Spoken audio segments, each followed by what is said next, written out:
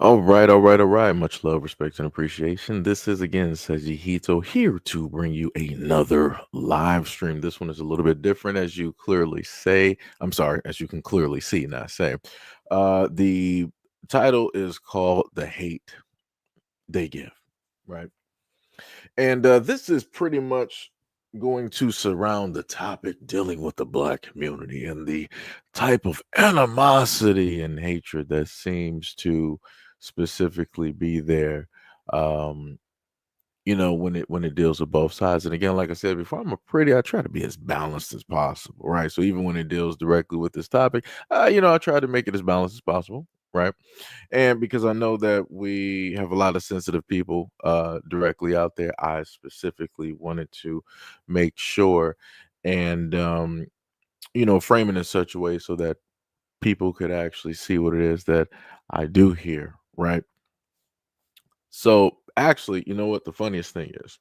Funniest thing is I'm technically going to address one thing ahead of time. I'm probably going to do this also in a standalone video, realistically. Yeah, I'll probably do it in a standalone video if I can find this right here, right?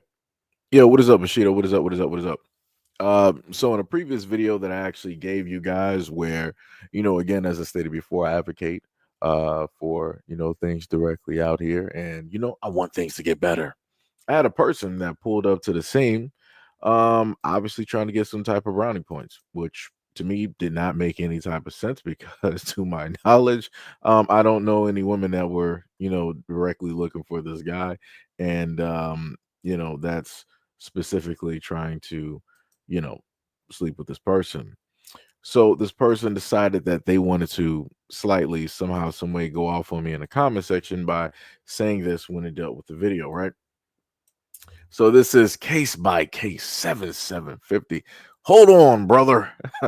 I need to iterate some things you said. They're still going to try and blame men. Sir, the perpetrators are the men. Um, I would have shared this video had it not been for that statement, sir. The men perpetrating the acts are the ones responsible, but the mother who could be mentally, I'm just going to say mentally disabled, mentally challenged or gullible, and the latter is no excuse, but they are both culpable. But the men are the problem. They are most certainly problematic.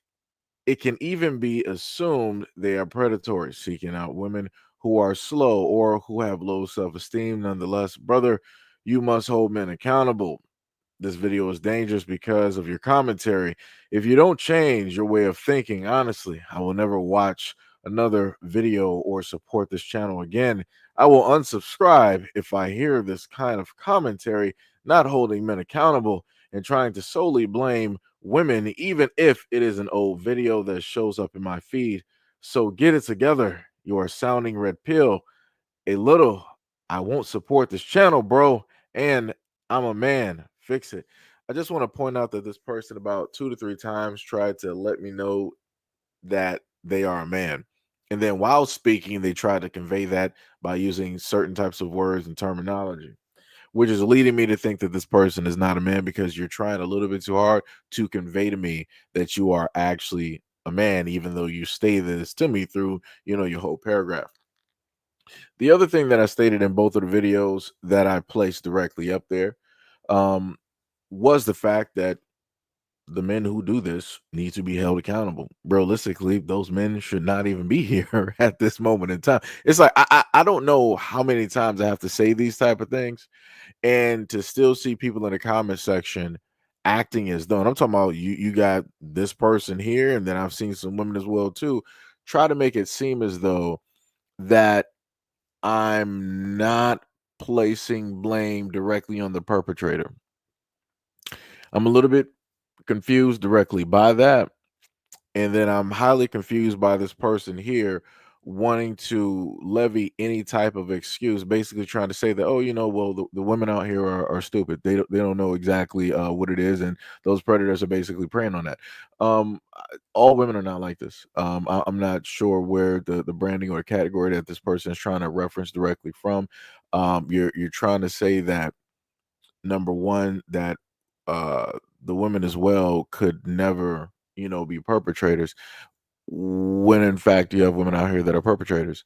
This is why I specifically made sure to highlight the fact that the main woman that was working with CPS, she is one of the ones that would, in a sense, be body blocking or allow these things to basically happen. That is a woman. She is not deaf, dumb, blind, and stupid.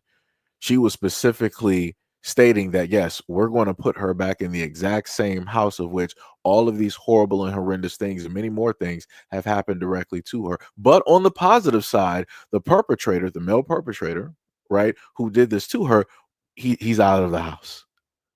But again, the only reason that the perpetrator is out of the house is because of the godmother that is seeking protection for that child, right? Um, like I said before, this is why it is so difficult doing a lot of content, because somehow, some way, and this is why I state the things that I state when I happen to say that somehow, some way, no matter what a black man happens to do, a black man will still be at fault. Anytime I see these comments, I'm still being blamed. It's like, you're not doing enough. You're not speaking out enough. You need to reword it this way. You need to talk this way. You need to use this type of definition. You need to stop referring to this. You need to put more responsibility on this. You need to put less focus on. It's like I said before. This is why you hear me say this so often in a multitude of videos whenever I happen to place videos up on this platform, or even directly in live streams. Because again, like I said, I'm showing y'all the comment irregardless. And I promise you that I've showcased, talked about, and tried to support a variety of things directly out here, more than this person even knows about. I'm pretty sure if I were to look on this person's channel, if they even have one, that they're not even talking about nothing. Nothing is even happening. They're not bringing awareness to anything on social media, but yet they're sitting here to critique me on how it is that I'm talking and what it is that I'm specifically stating. And this is again how I know that a lot of people who come directly to my channel don't even fully watch the videos or even try to see if I put up a part two or a continuation of the video. Mind you, I also do live streams as well too. Like I said, none of these people happen to show up whenever it is that I'm doing live streams. They never, all this talk that they want to sit up and do in the comment section, they never pull up to the scene during the live stream to sit up there and start talking. And I want to showcase to a lot of people, as I stated before, I need a lot of you grown adults to sit up there and stop telling me that you're about to unsubscribe. YouTube tells content creators if you are subscribed or not. Do you really think I'm dumb? Do you really think that I'm that stupid? Do you really think that I'm trying to like really clamor, for you to sit up there and subscribe? Nah. A lot of times, a multitude of times in videos, or whatnot or whatever, I don't even tell people to subscribe. It's like, it's whatever. People are fickle. They do whatever it is that they want to sit up there and do. Realistically, my moderators do the utmost to try to tell people like, yo, subscribe, hit that like button, this, that, and the third. They do it more than I do, because I've pretty much just given up on that whole thing. I'm like, whatever. Because like I said, I get stuff like this every time where people want to try to pull up a bat signal. It's like, oh, I'm standing up to Seji. I'm going to sit up there, unsubscribe. I'm not afraid of this content creator. I don't care. You didn't stand up to nothing. You didn't sit up there and say anything. And again, if you don't like the way of which that I talk in any of my videos when I'm talking about any of these topics, fine then, just block me. I tell people this all the time. I don't care if you don't want to subscribe. I don't care if you don't like me. It's cool. I just talk about it because I can make money off of it. Just to be frank, just to make it clear. It's like, I really don't care. And then on top of that, it's entertaining for other people. That's it. That's realistically it. It's entertainment.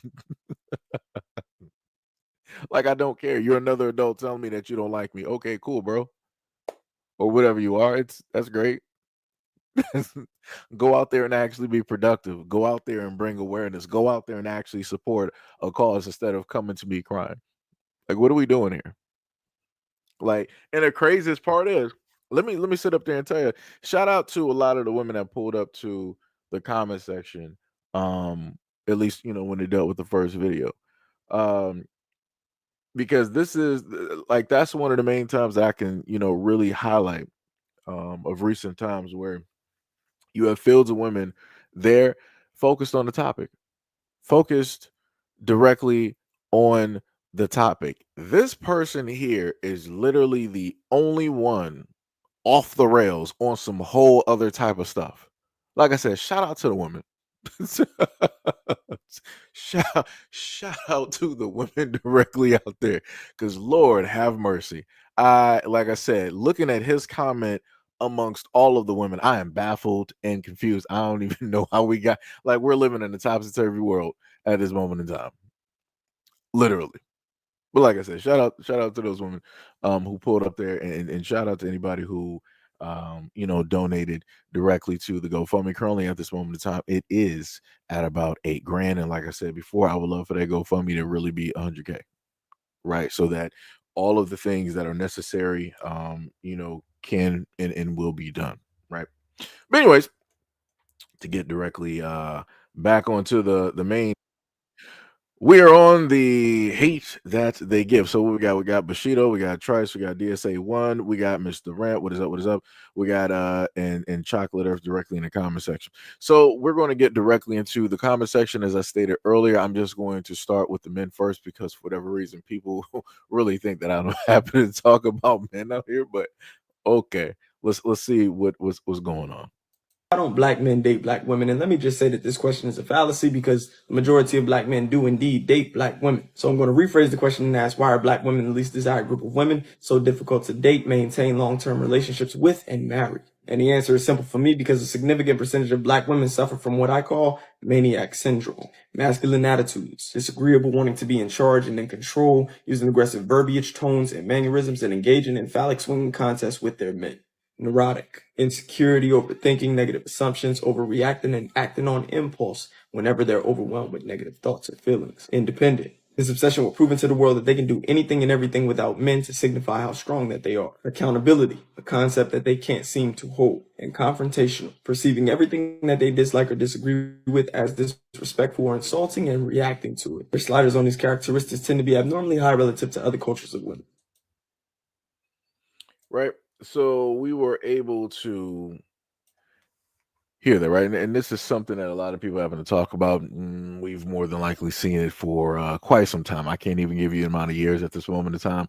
I'm going to put it as pandemic talk, because that's the moment in time that seemingly a lot of people wanting to, start up a podcast.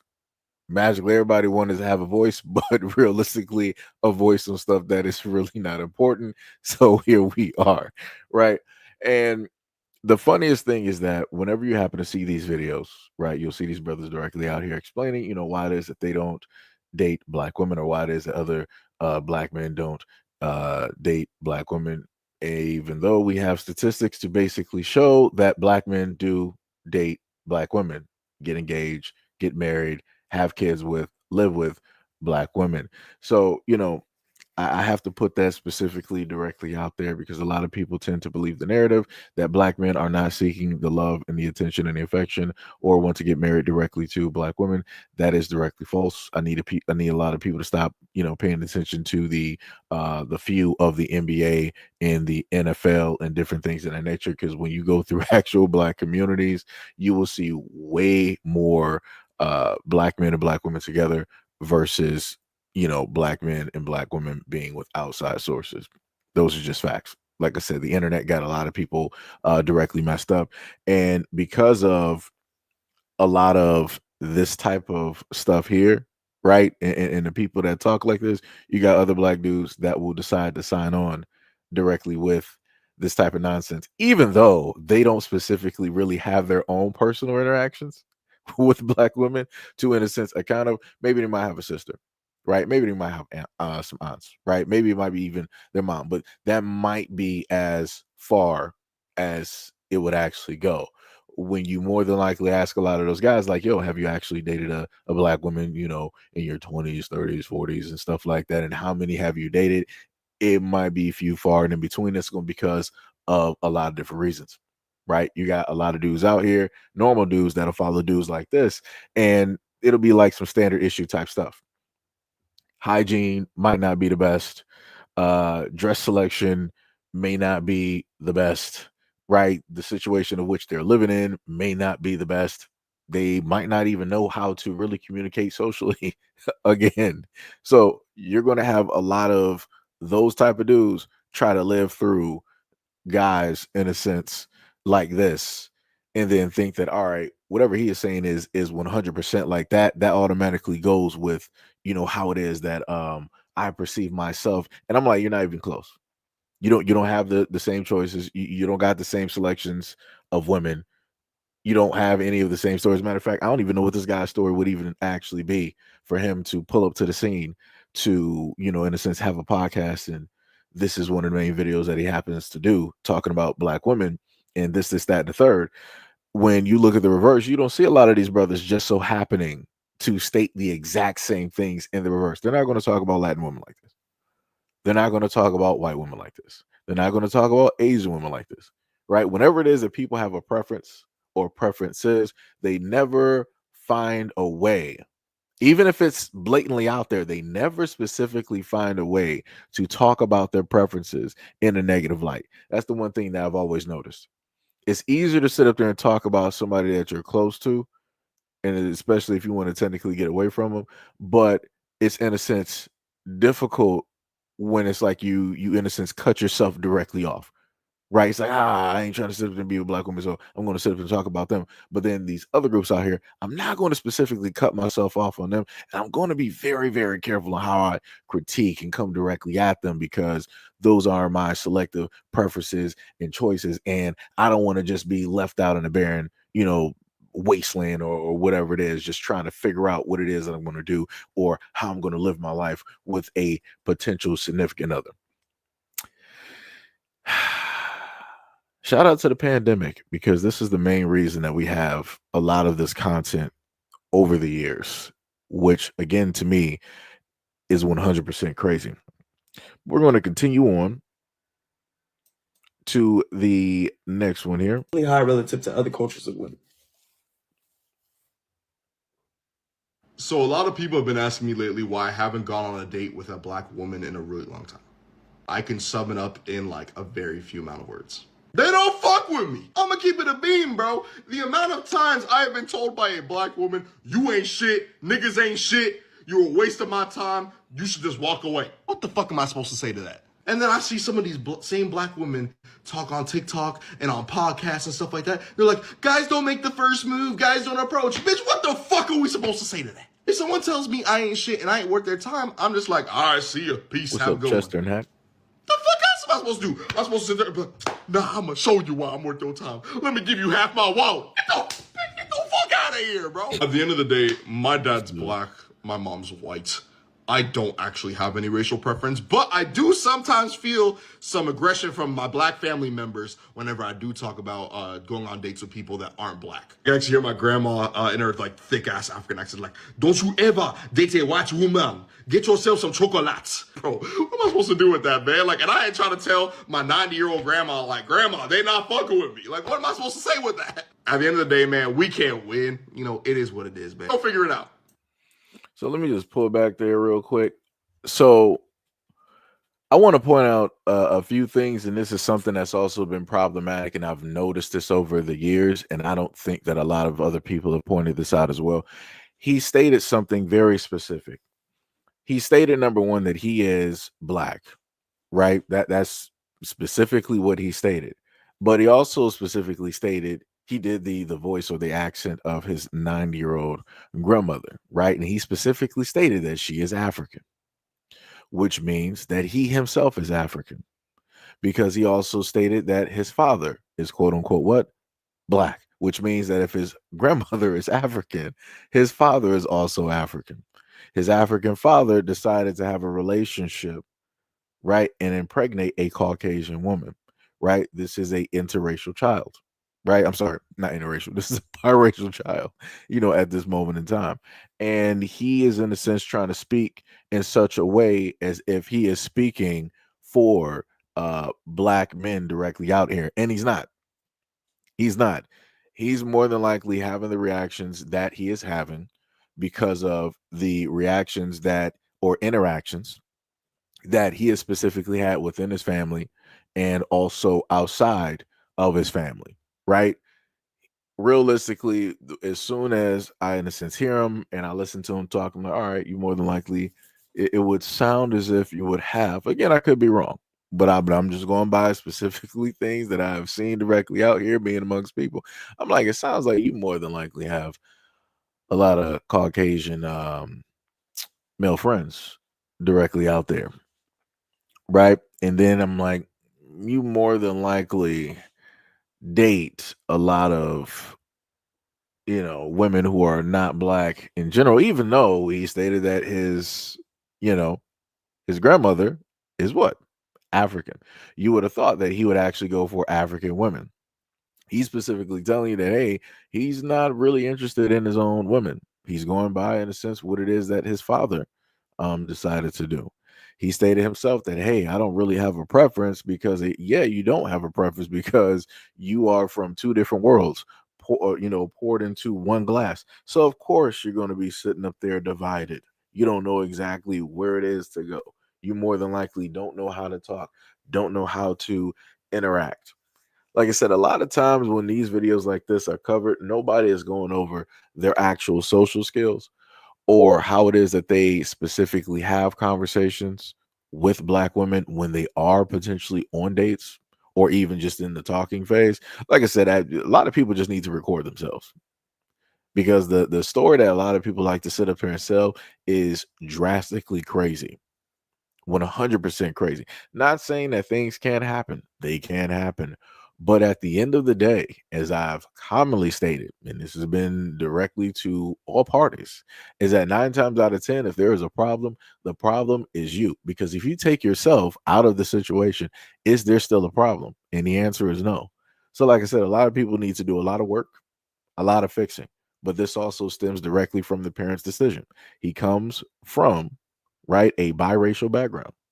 One parent is African, the other parent is Caucasian. Color me surprised when he's sitting up here saying that he is having an issue with this, that, and the third when it deals with black women and all this other type of stuff. And, like I said before, when it deals with how it is that people have an outwardly appearance, you'll have a lot of people that will be like, nah, this just ain't it. Right. So maybe if he were to, get a certain type of haircut, line up, trim the beard and everything of the sort, and dress a certain type of way. Maybe he would sit up there and get that attention that he is seeking. But again, like I said, a lot of people feel that they are fine the way that they are, and that people should just sit up there and accept it. And people think that if they never change, that the outcomes are supposed to change for them. And I'm like, that's not how that works. If you want different outcomes in life, you have to specifically change yourself in order for those same outcomes to actually be different. And a lot of people don't want to do that. They would just rather sit up there and place the blame on somebody else because it's easier versus, hey, I'm going to sit up there and face myself and fix myself up and do what it is that I need to do. This is why I sit up and say that. Shout out to Kevin Samuels when he first started doing these podcasts and these videos, and he was specifically going directly at men and black men out here and this type of stuff here. Because like I said, a lot of this stuff is just trash and garbage. A lot of people don't want to be accountable for their own situations, and they would rather just blame other people. Let's continue. At the end of the day, man, we can't win. It is what it is, man. Go figure it out. That's where my problem is. It's anything but dating a woman with brown skin. It's society. With Wait, what? I'm just highly confused. What?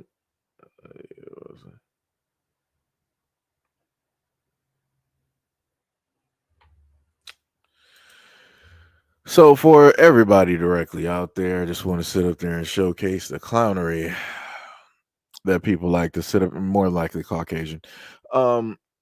Person basically said that they are allowing you to keep posting this content because they're going to frame you for a hate crime. What are you even talking about? What hate crime? What hate crime am I being specifically framed for? Because I'm talking about the hate that they give, which is specifically dealing with the black community and the black community. Like what? This is why I sit up there and tell a lot of people that people happen to go directly to the shadow realm. I'm pretty sure you don't know where the shadow realm is, right? And then you wanted to say that we're always watching. You are correct. You will be always watching, and you're going to be watching directly in silence. That's what's going to sit up there and happen here in the shadow realm. You go because we're not doing any of that type of nonsense here. Because, like I said, people like to say nonsense and clear cut when you want to focus in on something else. Other people want to be the distractors, right? And they want to try to derail conversations and make it about them, which again makes no sense. More than likely, you're Caucasian. Nobody's even worried about you. Nobody's even focused about you. Mind your business.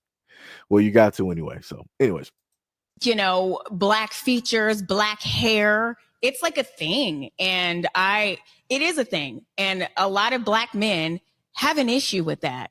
And it disgusts me that, and I know black men that don't want to date black women that's bars. because they don't want their kids to be dark, or they don't want their kids to have nappy hair, or they don't want this and don't want that. And I just think that is the most degrading as a black woman. And I think I've said this before. You have, it is several times. It's so disturbing to me to hear that kind of stuff as a black woman raising black daughters with black features, with black hair, with black skin. It's like, that's where you miss me as a black man. Like, what the fuck is your problem? Oh yeah, it's self-hate. Right. And I wanted to specifically team that up with this clip that you're going to just so happen to see. And this is a dark complected gentleman here who is a rapper, right? And you do have people out there, and I'm just going to say it as I normally say, you do have people out there that loathe or dislike their skin complexion. This is why there's a such thing as bleaching. This is why, you know, people use cake soap and all these other types of things to lighten their skin, because of how it is that they were raised and how it is that they were specifically taught that they were unattractive. So you have a lot of darker complected guys directly out here who feel a certain type of way about their complexion because they were told by their family members that, oh, that they are ugly, or you are too dark, you're this, you're that, and all this other type of stuff. And these are things that do happen to young black boys directly out here, to young black men directly out here, black men in general. And a lot of people don't want to talk about it, right? Matter of fact, because I'm going to play both of those clips, let me just showcase a clip, and this is from an older show, right? I like television shows because they highlight some of the conversations that are being had, and it's just not, you know, specifically out there in that space, right? So let's just look at this. This is an old clip from the early 2000s of Girlfriends. Pay attention. Hello, I'm Del Toussaint. I'm sorry I'm late. I didn't trust the valet with my Lamborghini. We'll just get a drink. I'm actually in a hurry. He just didn't do it for me. What happened? He's too black. Too black. Too black. You mean ghetto? No, I mean too black. You know, blue, black, coal, midnight. Well, hell. Right. So, and that was from the early 2000s. And that was a show called Girlfriends. And I remember the episode. And I'm like, man, that's crazy. I'm like, so because the brother was like, is darker, he was not being seen or deemed by her as attractive. Like, she was originally all hype, getting herself, you know, directly there. And you can clearly see the three different shades there, right? He is obviously darker than her. And that completely just turned her off. Her face completely dropped. She was like, yeah, let's just get drinks. I'm actually in a rush. I got some other things to do. I'm actually busy. And I'm like, man, that's crazy. I'm like, that's some diabolical, that's some diabolical work. But, you know, during the time frame, if you have kids in a sense watching that, they're not really putting together what that's saying and what that specifically means, but the information is there, right? It's just My bad. Every day at 5 o'clock. The information is being placed there, but it's silent, right? It's just laying there up until it needs to get triggered, right? And it doesn't get triggered up until later on, right? So that's just one instance on, let's say, that type of negative message is being placed directly out there to the young black girls and all that other type of stuff, right? So then going right back to this video here, where we're going to listen to this young man specifically speak about himself, his skin complexion, right? And in a sense, his outlook directly on that. So let's hear it. You know, like that bit pop out. That's what I don't know. Well, yeah, I ain't gonna lie. I know I'm ugly too. You think you're ugly? Little piece, little piece. I still get hoed. Tripping. I still be on my fly man shit though.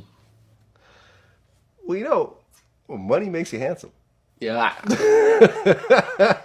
And fame makes you handsome too. I know. That's why they be talking about he ugly, but I still, yeah, I already know. But I ain't fuck these hoes. I got a wife. Yeah? Yeah, You wiped up. yeah. Yeah, I don't know though, man. Are you in? Remember, there's the whole Kodak thing about how he prefers light skin girls, because I broke up with he was saying how light skin girls are easier to control, I guess, something like that. Are you on that? I ain't gonna lie. What he say? I'm already black. I don't need no black bitch. Right, that's what he said. So yeah, I ain't gonna lie. I can't have no cut. Like, I know if I'm fucking with you, I'm black as fuck, right? I'm black as shit. Yeah, black is beautiful though, man. So I know if I fuck with a black bitch, we gonna have a black ass baby. So? I ain't with that. Why? 'Cause I'm already black as fuck. So? I can't. No. Well, I mean, this is an interesting thing. You know what I mean? Like, so if you have a baby, you don't want your baby to be the same complexion as you? Why? This a once in a lifetime thing. What do you mean? Like, this a dark ass shade. They be hell nah. I can't have. Is your mom same shade as you? Nah. She's Hell not. nah. My mom like caramel mocha. Okay, Black so your women dad make is it dark. very clear that they love black. Right. So we heard that, right? So one of the main things before he got to everything else in the conversation was the fact that he said that he would hear from other women that he might be interested in or trying to talk to that he's ugly. Right? And I've looked through comment sections when you've had guys out there, they might be feeling themselves on the best day, and you'll have women come directly up there saying some stuff directly to those guys in the comment section. They might be feeling themselves that day, like maybe they, just got a brand new job or whatnot, whatever, a fresh cut and all this other type of stuff. And you'll see women directly up in there like, oh, you too dark. You think you cute, but you still ugly. Like crazy. I'm like, where is it? I'm like, where is this even coming from? Right. So I'm not sitting in this, and I want people to understand, I'm not sitting up here saying that he is 100% correct in stuff that he is saying. The only thing I'm saying is that I understand what he is saying in a sense because he feels a certain type of way about himself, right? Both mentally, and he understands how the world views him outwardly, right? And like Vlad said, well, it's like, yo, even if you don't got the looks, it's like money and all this other type of stuff. Like it will make you like a handsome guy and all this, other type of stuff. He don't want his child to have to go through the same things mentally that he's going through and how it is that he's treated out there in the world. He don't want nobody out there to sit up there. He would rather have a lighter skinned child so that they would potentially get better treatment than what he's getting at this moment in time. Like I said, I'm not saying that the dude is correct. I get what he's saying. Everything is still ignorant, but I get what it is that he's sitting up there saying. A lot of people don't want their kids treated the exact same way. Like you got a lot of parents out here. If anybody knows older folks that was, born at a certain time, they'll sit up there and tell you, it's like, yo, you dark. Why you so black? right? They'll sit up there and say a whole bunch of stuff that don't need to be said, and that's solely just based off of the skin complexion, and that's within black families, black households, right? But that, like I said, that's only if people want to sit up there and be honest. If people just want to lie, it's like, oh no, everything is perfect. Don't nobody, there's no such thing as colorism and texturism and rah rah rah. Within black households, it's only outside of the households where that starts to get emulated and this that and the third and all this other type of stuff. Like I said, it's wild how a lot of these things transpire and take place. And again, you got ignorance passing on more ignorance. So just like the one record or whatever artist that he was quoting, basically saying that he don't need a dark skinned woman, right? Because he's already black enough. Again, that's ignorance passing on more ignorance, right? People suffering from lack of knowledge, lack of self-love, lack of value, right? And that is rampant throughout the black community. D Money said, I think he's Haitian. No. He probably is. He probably is. Still ignorant though. Still 1,000% ignorant. Still ignorant. But yeah, like I said, it's an uphill battle when it deals with a variety of things directly out there. But the killing part is that even with him being as vocal as he is about how he feels, right? You will still have those women out there still vying and going directly for his attention. But why would they be vying and going for his attention? Because they want money. Because they want money. Like I said, it's crazy. It's like you want people to sit up there and stand 10 toes down on something, but you still can't get people to just in unison be like, all right, well, if we're getting treated this certain type of way or somebody's deeming us a certain type of way, then we need not to go and seek this person's approval or attention, no matter what this person has. And you can't get people to stand 10 toes down on nothing. So this is why guys like this are able to still be with multitudes of women who are in the black community, because people ain't standing on nothing. Like I said, it's some crazy work out here. Like I said, hey, I can't do all the work for people. Can't do all the work. T Money said he got it. Let him play in the snow. I love our darker women. No. That was a combination. You said he got it. Let him play in the snow. I'ma stay out of his ignorant way. Yeah, it'd be like that. It'd be like that. Let's keep going. Is your mom same shade as you? Nah. She's Hell not. nah. My mom like caramel mocha. Okay, Black so your women dad make is it dark. very clear that they love black women, but they do not like us. And that's a problem. And I think the biggest problem is we don't care. That doesn't bother you? That they don't like the behavior that we display? The way that we carry ourselves? The way that we treat each other? The way that we treat them? We're not saying they don't like us as the women, as black women. It's the behaviors, our actions, our personalities, our toxic traits. And we're like, oh, well, it's not my problem. I don't care. How can you not care when there are men, black men, who will lay their life on the line for us, have no problem if we just changed our attitudes? If we stop being so nasty, so vindictive, so mean.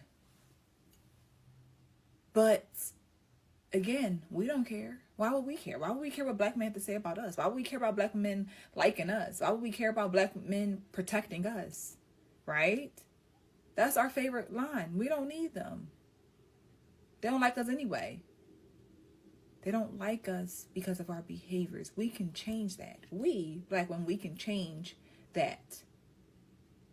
We can. But it won't change if we don't care. And a lot of people say, well, you can't love somebody and say you can't really love somebody if you don't like them. And that's not true. You can very much love a person and don't like what they're doing. You don't like their behaviors. You don't like their ways. But I still love you. And that's the reality of what it is when it comes to black men and black women. It has to change. It does. So, like I said, I try to make things as balanced as possible. And every now and again, you'll happen to have people that will speak directly on issues. And again, I'll let if a woman is just so happen to speaking, somebody is black speaking directly on topics and issues, I'll let that sit up there and go, because usually I'm like, hey, well, if she's sitting up her saying something, obviously she say she's seeing something directly out there that maybe I might be missing, right? I can't really say much because people automatically want to try to get rid of you and cancel you.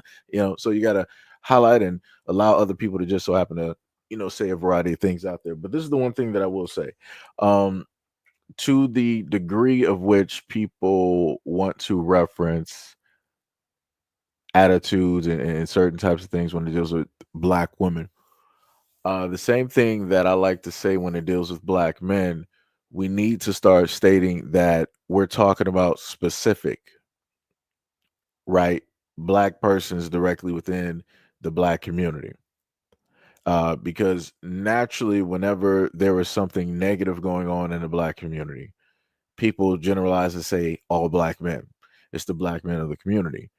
But you have a specific demographic, Pookie and Ray Rays and many others directly out there that are of the negative side that always contribute to the main stereotype, right? The main thing that always gets reported on in the news and that gets talked about in the black community, and the main thing that always makes the headlines, the main things that you have, black women out here having very horrible experiences about, right? You have a certain demographic of black men that contribute to that. Just like you got a certain demographic of black women that will contribute to a lot of the things that she is talking about here, where it's the attitude, the this, the that, and all this other type of stuff, right? And things that need to be corrected. Again, just saying, right? There should be boxes specifically placed when conversations, are being directly had. But it be like that. It be like that. So now we're going to go to the. So actually, I can take down that one from girlfriends there. So now we're going to go to the other side there, because the funniest thing is when I originally tried to find a lot of videos where I probably would have had to go to X possibly, because on Twitter I feel as though, at least from looking and trying to find videos, that a lot of people made sure to wipe those videos out. If there was a black guy that had a platform directly out there and he wanted to say like horrendously negative things directly about that are in a relationship. black women, everybody made sure to get them put out of there. Because while trying to look for videos, the main thing that I noticed through the videos is that there were fields of people, right, who were going against the whole narrative of whatever black men out there that were saying this, that, and the third. Like you had white dudes out there, you had other black men out there, you had other black men of other demographics directly out there, you had black women out there, you had black women of other demographics directly out there, and then you had some other women, right? You had all of these people using their voice to basically speak and be like, these other dudes saying all of this nonsense is, straight clownery and all this other type of stuff.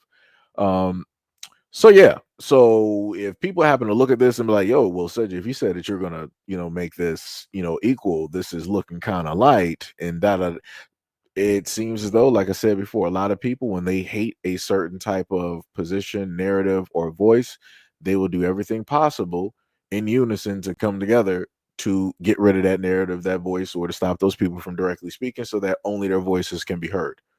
Right? So like I said, there's nothing I can do about that. But anyways, let's wait, what'd you say?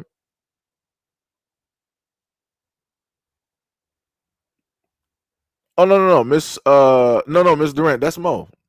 that's, that's Mo directly in the chat. That's Mo directly in the chat. Rose B said, hello, I'm new. Hey, much love, respect, and appreciation. What is up? What is up? What is up? Gail said black women got filthy attitudes and black men are wearing skirts. What are we to do? I don't know. I'm not exactly sure what to say. Everything is topsy-turvy. Lady Mahogany said, I noticed that. Let me see what else we got. 10. Lady Mahogany said, "What is acting ghetto? Do you really understand what ghetto is? Not Urban Dictionary words of ghetto." I'm guessing she's just talking from like a reference point of the stereotype, right? If you think about the hood, you think about the people that are there. There are a lot of walking stereotypes that are there directly on both sides. Undeniable. Like it's there. It just, it's like that. Um, so I'm thinking that she's talking directly from that stereotype in that whole grouping, in a sense. Like I said, I get what she's talking about because it's the exact same type of reference that people have made when it dealt with black men indirectly in the community that fit within the stereotype and all that type of stuff. So what else we got there? Somebody shot caller said the men that most women want. Whoa, you said the men that most women are going for don't want them. What else we got? Joshua Jones said, "I never personally seen a black man wear a skirt. Without a doubt, I've come across many black women with disgusting attitudes." Shot caller says she's grouping all men in one. Yo, Brandy V World, what is up? What is up? What is up? Much love, respect, and appreciation, brother. So now we're going to go and continue on with this side of the video. Okay, just comment the weakest link of your minority group. There are a few. For the black community, it is cis hetero black men. Okay, so to be honest, this question is mainly for black people, more specifically straight black men. So if you are, keep it moving. But you probably won't because, of course, you wouldn't. Straight black men, this question is for you. Name me 5 famous black dark-skinned women that you are attracted to. And also, name me 5 black male rappers that are in a relationship with a dark-skinned black woman. Dark skin as in my complexion or darker. I'll wait.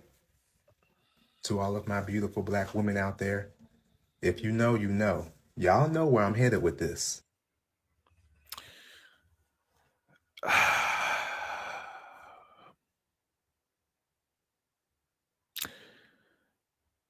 I want people to understand,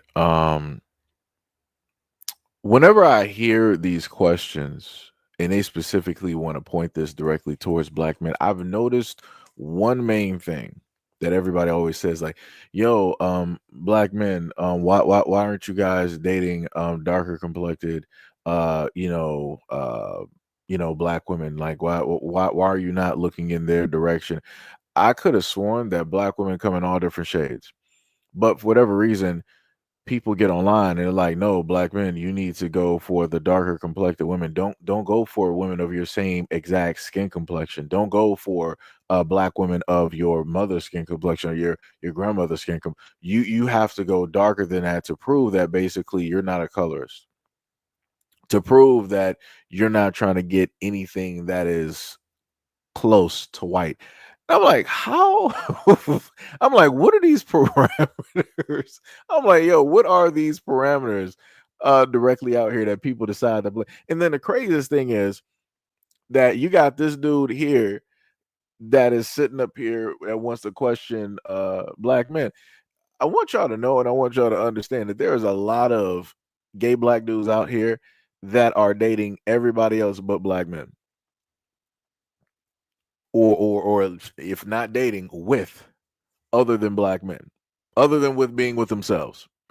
And it's like, you got a question. I'm like, so how are you, quote unquote, going to try to say that you are on the side of good, but yet you are directly chasing down white dudes, Latin dudes, European dudes, Australian dudes? Like, like you're not even trying to really be with anybody that's your exact skin complexion or skin tone, or that is a part of your community that looks like you. I'm like, I'm a little bit, I'm baffled and confused. Huh? How do we how do we do that? That's a little bit crazy to me. But it'd be like that though. It'd be like that. You got demographics out here that find black men problematic in a multitude of ways. Like, hey, if you're not, getting the darkest black woman directly out here, you obviously don't love black women and you don't love yourself, you don't love your grandmother. And then you also got other demographics, that want to say that straight black men are the problem, are red flags. And I'm like, I don't even know what that means, but all right. you you got it. You got it. You got it. But let's continue. I don't know why people argue when people say that black men are the weakest link. Last time I'm literally standing at a deli and I hear this girl say the N-word and I turn around and I don't see my people. I hear my people, but I don't see my people. This white... Hold on. You can't even spell. You said no blacks are pretty.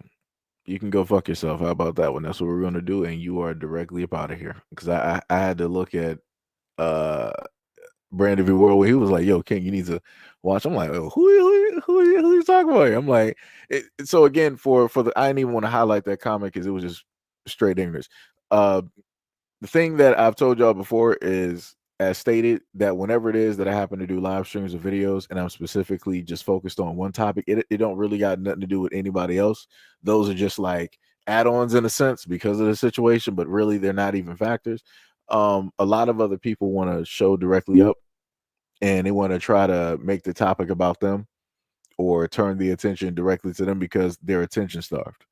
And this is just within this little microcosm. This is an actual reflection of things that happen directly in the world when it deals with black people wanting to just focus on our own topics, our own things, and people want to try to jump directly in and try to do this and do that. And like I said, it's crazy work. It's diabolical work, 100%. But I also want to state, if you listen very closely to this woman's accent, she sounds African, right? So let me just try to pull this back just a bit. Y'all know where I'm headed with this. I don't know why people argue when people say that black men are the weakest link. Last time I'm literally standing at a deli and I hear this girl say the N-word and I turn around and I don't see my people. I hear my people, but I don't see my people. This white woman, she was white or Asian, like she was something. White woman says the N-word. I turn around and I look at her. She's with 3 black guys. 3 guys. 3 black guys. I you not. And she says the N-word, right? I look at all of the guys. I make eye contact with one of them, right? And I'm just looking at him. None of them said anything. I literally bursted out laughing. Like, I fully could not contain myself. I started laughing because it's comical. It's hilarious, actually. Like, it is embarrassing. It's embarrassing. It's the fact that none of them said anything is like, that was their friend. Like, they were together. They said nothing. As a matter of fact, they just kept talking to her like that was just a normal Saturday. And because I laughed, once I turned back around, I think she was like, oh, like, wait, what was she laughing at? Like, was she... Girl, I was laughing at you. I was laughing at your dumbass saying the N-word. And see, maybe, I guess I could have said something, maybe, but like, no, I'm not going to say anything. She's standing there with 3 black men. If they don't see an issue with her saying the N-word, yeah, right.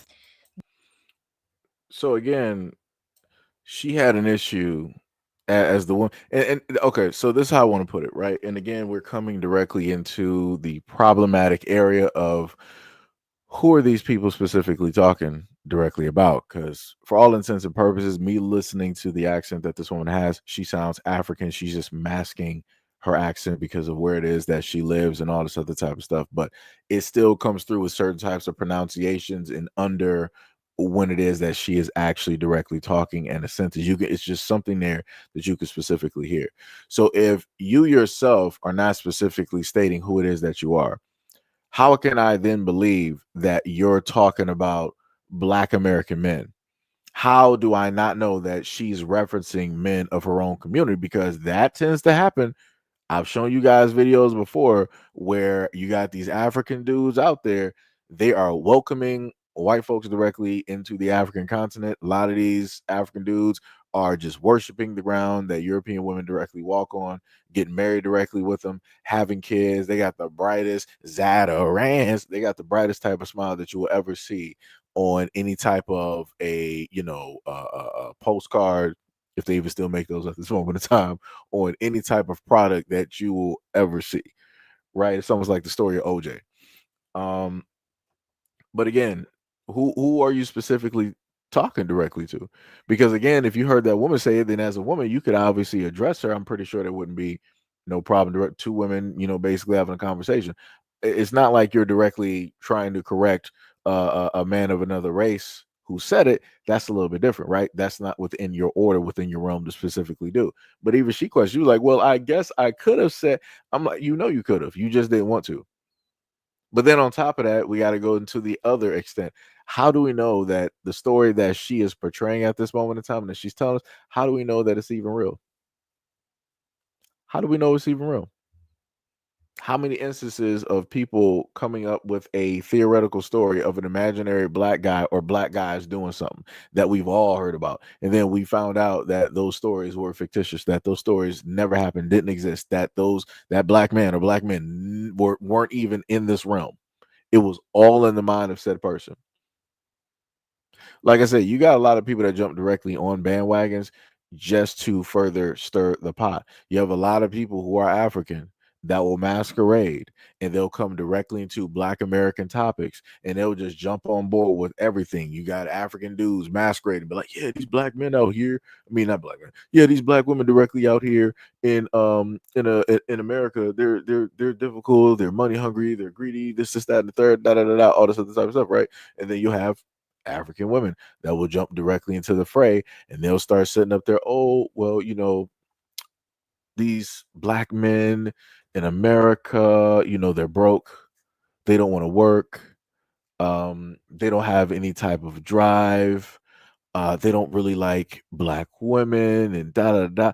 I'm like, Jesus Christ. I'm like, everything is done. Everything is completely cooked. Everything is 100% cooked out here. Like, it makes no sense. It makes no sense. Like there's, and I've stated this before, that there's a lot of this type of back and forth, this type of hatred. I guess if you want to call it that, right? If people are stating what black men are saying is hatred in the the verses of it, then everything that black women have to be stating is 100% factual. For me, I look at both parties as speaking hatred when it deals with this whole type of thing. I'm not looking at anybody as a good guy. I'm not looking at any of that. Right? Everybody is spreading the exact same message. They're just wording it differently. Right? Because they're on that side and they feel that their side is the winning side or the side that is specifically right.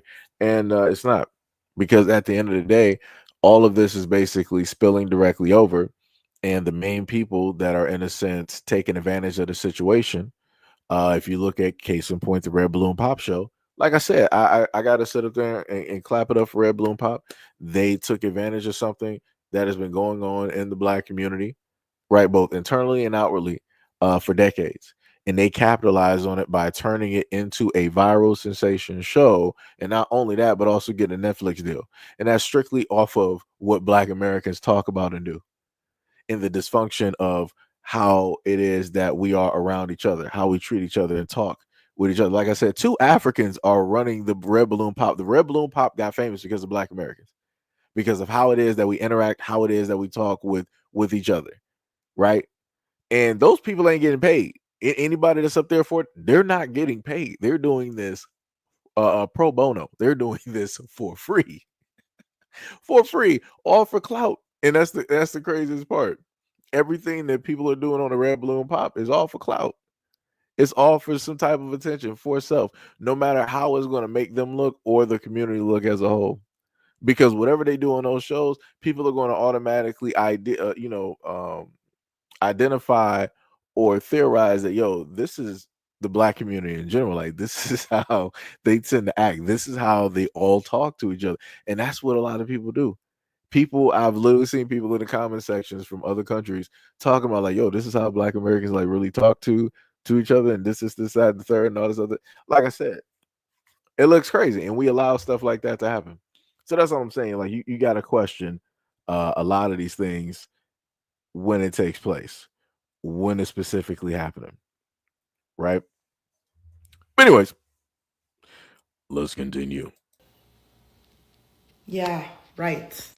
Do black men, straight black men, deserve spaces like for them to just That's a be wild straight black statement. men and like be in community, like institutionalized Deserve is spaces? a crazy word.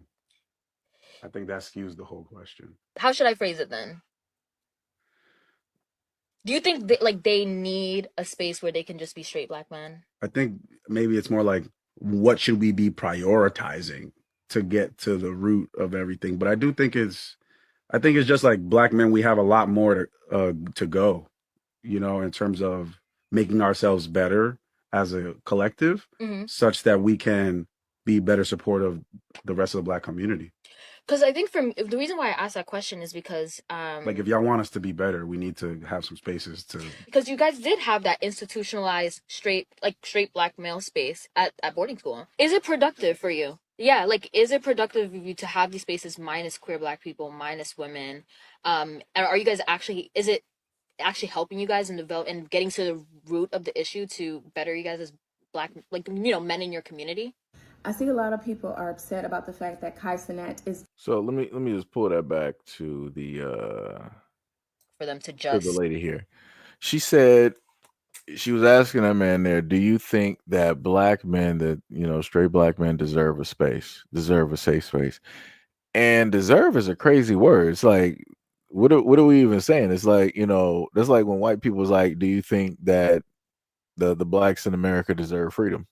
it's like what are we really saying here? It's like, deserve, do straight black men deserve a space to just be, to just sit up there and exist, and realistically spaces do need to be there, because when you look in general, just look at some of the videos that people have stated earlier on, whatever, like, yo, where are all of the masculine men? Where is all of this and all of this when it deals with straight men? Like, what is really going on?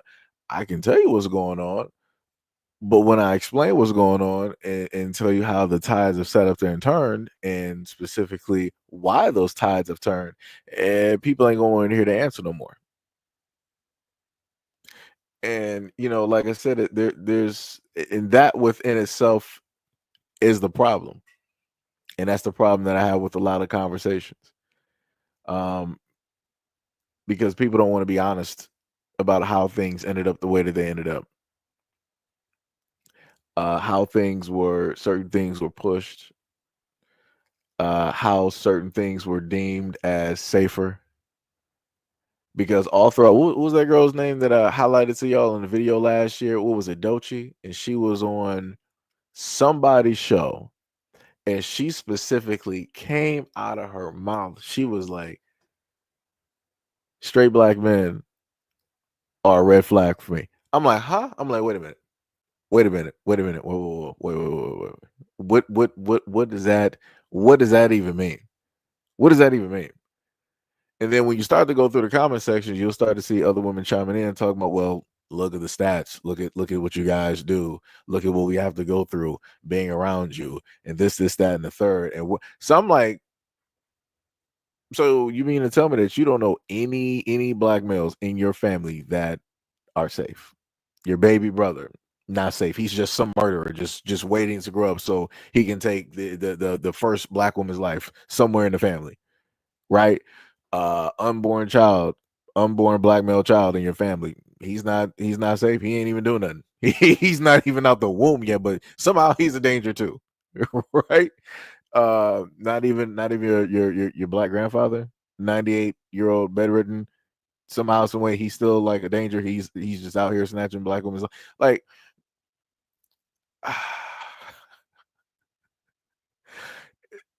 this is why it gets so difficult, when you want to have conversations, when you want to try to fix stuff, because, and I've stated this to y'all guys before, and I'm going to say it again, no matter what takes place or what's happening, somehow, some way, black men in general are going to be blamed. And this is just true. The stats that people are talking about, those are the black men that they have some type of personal relationship with, or they have some type of familiarity um, directly with those individuals, right? I'm talking about like if it's dealing with DV, things of that sort. That's usually how that tends to go. It's not like, oh yeah, 100% of the time it's just random black dudes just out here. They're just waiting by some dark corner like Batman to just swoop in and just take everybody out like Joe Chill. Nah, it's usually people that know people, things of that nature, or some type of an association from within a circle and different things of that nature.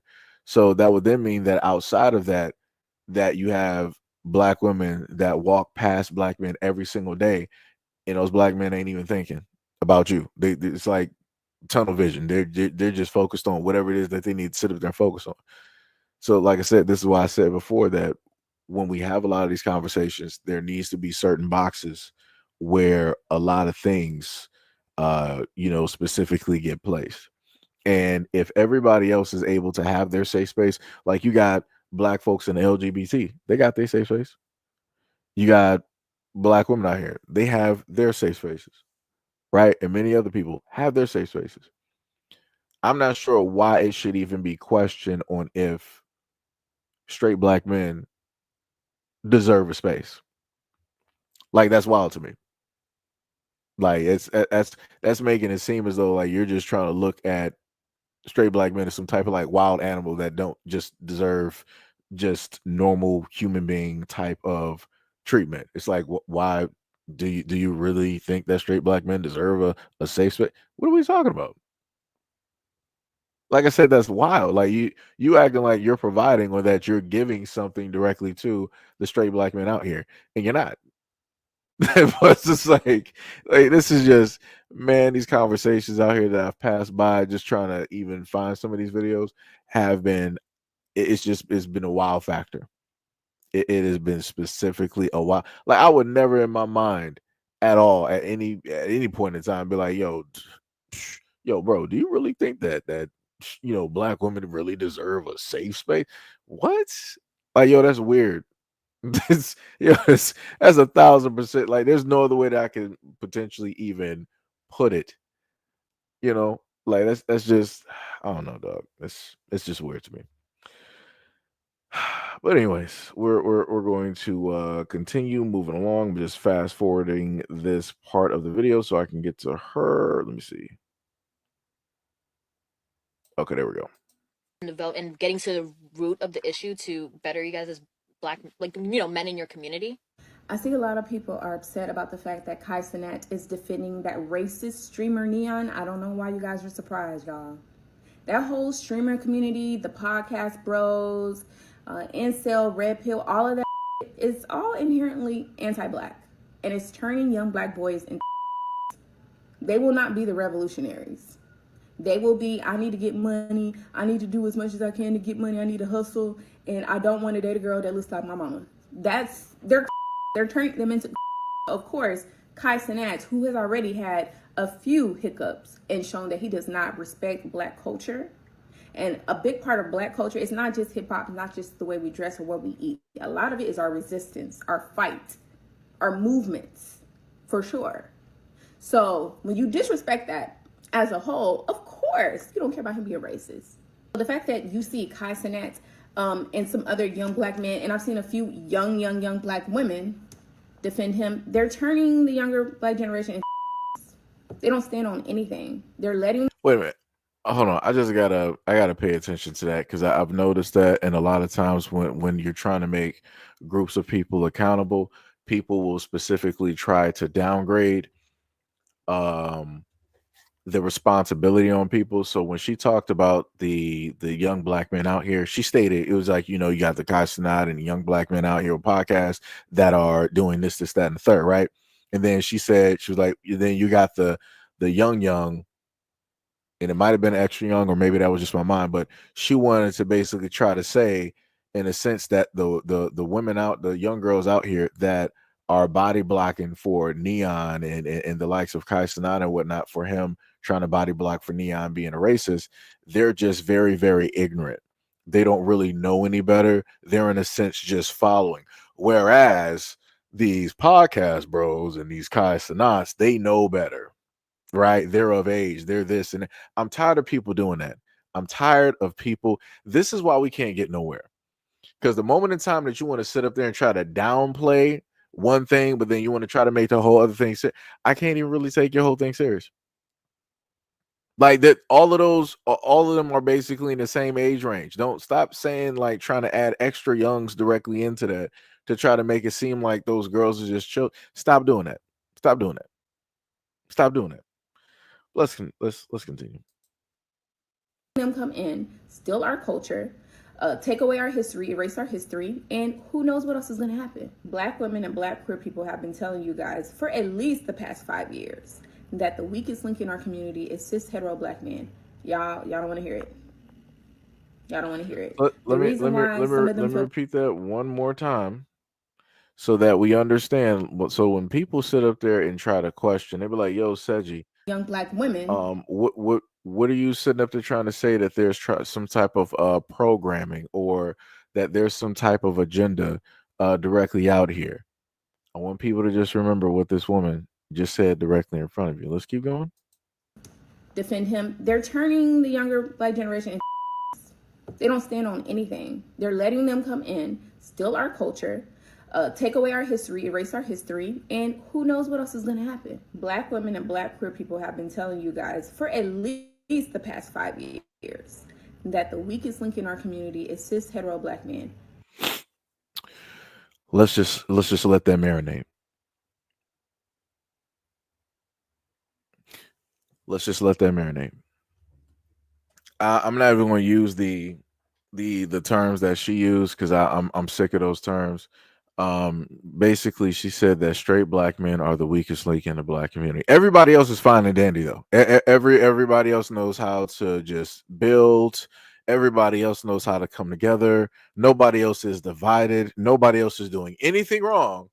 The only villains in the Black community are straight Black men. So going back to what I told y'all earlier, where you have Black women online that are asking, where are all of the masculine Black men? There's your answer. There's your answer. Who like, I put it to you like this. If you got young dudes, and I stated this before a multitude of times, if you got young Black boys growing up right now, do you think that they want to sit up there and try to fight for somebody's approval, love, and respect, or they just want to take the easy route and just do something else just so that they can be present, so that they can be loved? You're gonna have a lot of other people taking that other route. They're going to take the easy. They're going to take the route of the least resistance. Because every single time you open up an app or look at something, you'll end up seeing something like this. Where they're like, yeah, straight Black men in the community, they're the danger. They're horrible. They're horrendous. They're the worst of the worst. They're the villains of the whole entire world. They do the worst of the worst. The Black community would be completely safe if straight Black men didn't exist. That leads to a whole bunch of other things, but okay. Oh, all right. Jesus Christ. Jesus Christ. This is, like I said, you had Doechii. That's a famous female rapper who came out there and said that straight Black men are red flags. And now you got somebody basic and normal, everyday woman coming out here and saying, well, the LGBT and Black women in general, we've come out and tried to tell the Black community for 5 years now that straight Black men are the main weakest links and yada yada yada when it deals with the Black community. You got it, champ. Let's continue. Y'all don't want to hear it. Y'all don't want to hear it. The reason why some of them feel comfortable saying the N-word, and not just white people, a whole bunch of non-Black, non-white people, is because some Black man or young Black boy allowed them to say it. Y'all let them get away with the racism. But when Black women say something, when Black queer people say something, oh, we're doing too much. Y'all let them get away with it. So of course you have Cashapp, the biggest streamer, biggest black streamer, who influences so many young black people, defending a racist. Where do y'all think this is going to take us? But y'all so scared of being woke. Y'all so scared of oh, your son might be gay. Like, trans women are taking our identity. Y'all so worried about that. Y'all not focusing on what y'all need to focus on. Right. So I can't make things any more simple than that. Like I said, she said that black women have a partnership, a friendship, a bond, a coalition, with people of a different community, and that both of those communities have been trying to warn not just the black community, but in a sense the world on the dangers of straight black men.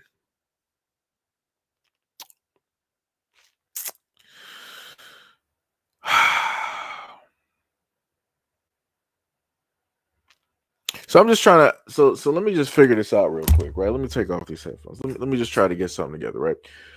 So black men are problematic when they date outside. Okay, cool. Black men are problematic when they only date specific black women. Cool. Black men are problematic because they're not specifically just all for one going for the darkest of the darkest black women directly out there. Cool. Black men are problematic because they want a safe space. Cool. I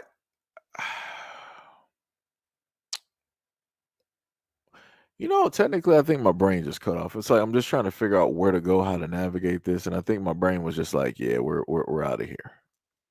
Because it's like it's nothing but emptiness right now. It's imagine like a dark pond at the darkest of nights, no lights at all, and it's just like a drop of water, and then you just got the waves. That's it. That's pretty much how my mind is at this moment in time. The hamster has left. It is clearly on vacation at this moment in time, because it's like it gets to the point where you hear this stuff so many times that it's like, what's the use? Why try to like even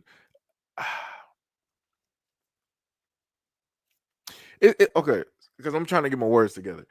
It's like I'm at the point in time where it's like, as a black man, you are trying to prove to other people what it is. How do I put this?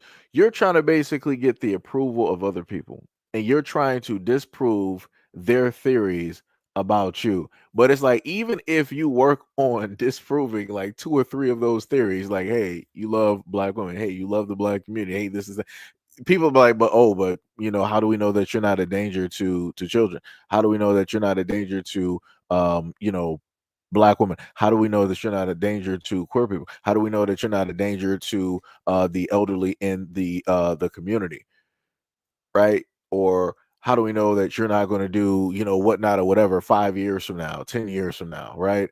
Like, Jesus Christ, this is the toughest fight ever in life. This is the toughest battle. Like, you literally got two groups that are like, yeah, for years we've been trying to warn the black community about these straight guys. Yeah, I ain't want to listen to us. Brother. Woo! Jesus Christ. Jesus Christ. Somebody said, is she Haitian or African? I don't know. I don't even know. I couldn't even tell you. I don't like, it gets to a point where I sit up there and look at a lot of these conversations online, and I'm like, if I had the Dragon Balls, like, let me just like wish to be like a Namekian or something. So, like, let me just be away from the whole situation, because I'm like, I'm fighting everybody at this moment in time. I got to sit up there and fight the world on how it is that they perceive black men to sit up there and be. I got to sit up there and fight immigrants here on how it is that they got a perception of black men here. I got to fight the media. I got to sit up there and fight the government. Got to fight the police. Right. And then I got to fight people within my own community. It's like, dog, it's like, nah, it's like, let me be anemic. I'm good. Let me be anemic. Let me whole skin is green and everything. I'm good. I'll be out there like Stretch Armstrong. I'll be good. I'll just be aura farming. Got my my cape and everything on and my cap. I'll be cool. Shout out to the Namics. Shout out to the Namics. It'd be like that. It'd be like that. Somebody said her head is an immigrant. That's crazy. Yo, radio, what is up? What is up? You said I was wondering why every time I go somewhere and finally see a melanated woman and she's rolling her eyes at me or frowning, it's these weirdo black immigrant women out here overrunning the place. I mean, yeah, that is true. That is true. Just like I said before, it's like, you have to question a lot of stuff directly out here whenever it is that people are actually speaking negatively about the black community, because you do have a lot of people masquerading, and that's how easy it is to, in a sense, ensnare people and to help with a quote unquote divide. That's in a sense there, or to cause a divide, because again, you got a lot. Like, the craziest part is when you think about a lot of these melanated immigrants that come from, let's say, Africa or elsewhere, and they're here in the United States, or part of here in the United States, right? They're a minority, number one, trying to be part of another minority, and then further placing themselves within another minority, right? And it's crazy how that works. And it's crazy how, in a sense, the people's closest to you could be the same ones trying to cause you the utmost harm, quote unquote, or, use some type of disparaging statements, directly against you. And trust and believe, I done ran across videos of gay black men all over TikTok talking about straight black men, all those conversations, and specifically saying that either, number one, straight black men are either secretly gay, or straight black men just don't like women in general, and then still they're secretly gay, or they're just gay. It's like Jesus. You can't win. It's just like, Lord have mercy. And again, I'm not sitting up there saying that I'm agreeing with any of those guys out there that decide to put any type of hatred out there towards black women. That's not what I'm saying. What I'm saying is that you got people from all of these different areas coming out to basically say something negative about black men, when specifically they should talk about the specific type of black men. But like I told y'all before, that's not going to be the thing that's going to, really get people ensnared and to really get the attention or the stuff that they're specifically looking for when it deals with their content. D Money said, after all of that, then gotta come to wait. You said after all of that, then gotta come to fight her. Can't win for losing. Yeah, you talking about basically coming back home after having to deal with all of this stuff out there, and then you gotta have an argument. Yeah, I get what you're saying. I get what you're saying. Gail said it's sad black men be literally surprised when I speak to them. I'd be like, wow. Nah, yeah. Because Gail, yo, I kid you not. I kid you not. Let me just highlight your comment real quick. And this is me just sitting up there being honest, right? So this is the type of, but it's technically it's more than that, right? It's a little bit other stuff directly added on that. But like I told y'all before in the previous live stream, if I happen to sit up there, unless it's like a cashier, I'm not, I'm just tunnel direct vision or looking directly at the floor. Like, I am not about to sit up there and even try to make eye contact with people. Because there was another, I think I might have her video. There was a woman that was going off talking about black men and the reason why black women don't want to, sit up there and talk to us and whatnot or whatever, because as soon as we make eye contact, we automatically want to talk to them and try to date them and get their number and all this other time. And she was just yelling to herself in the car recording the video. I'm like, I need you to relax. I'm like, there's not a black man around you, at least of what I can sit up there and see. And you're not talking about any black guy that specifically made you angry. So how you are directly angry right now talking about black men is like, yo, that's problematic. You might need to go see somebody specifically, about that, right? And for me, I'm like, and I told y'all this a while ago. I'm like, I got to the point where I'm like, you know what? I'm just gonna do what I'm supposed to do. If I know somebody, it's like, all right, hey, how you doing? All this other, type of stuff.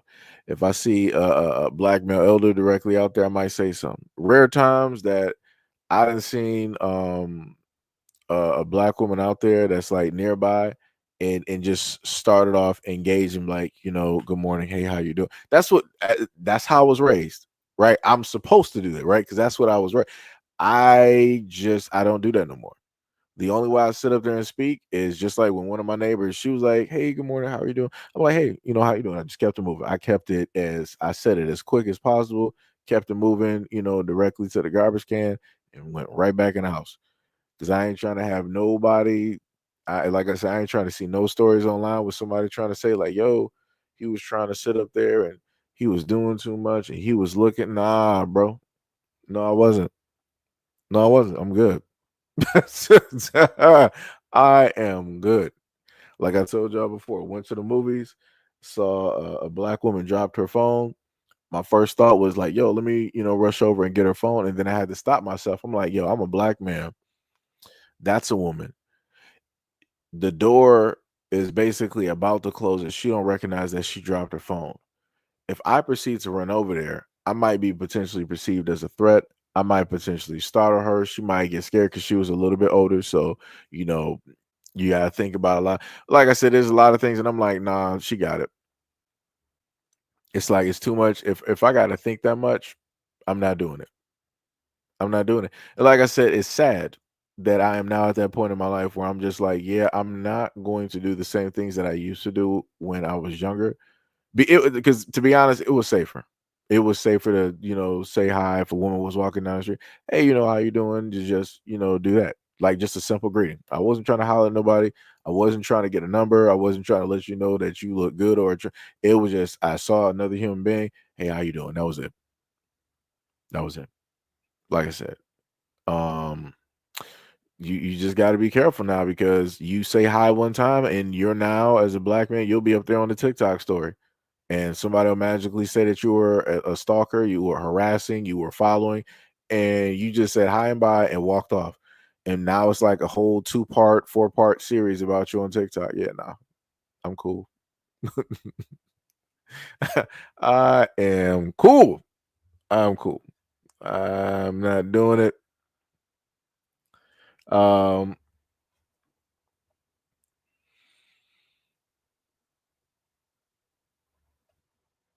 what? Wait, I'm a little bit confused. But let me just roll back up real quick. Somebody said, how does anybody know that she's an immigrant? Candace said,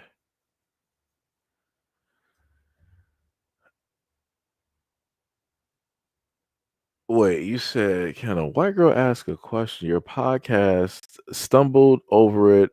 Very interesting. I'm confused. White people date different colors of white people. I don't even know what that means. I don't even know what that means. Um, Gail said Africans. Oh, you said Africans paying us back for calling them scratchers. uh Radio said everybody mad because we're not giving up the golden magic stick to everyone and everybody. It'd be like that. It'd be like that. Um Somebody said that she can be sued for defamation. I'm a little bit confused. I don't even know what's even happening.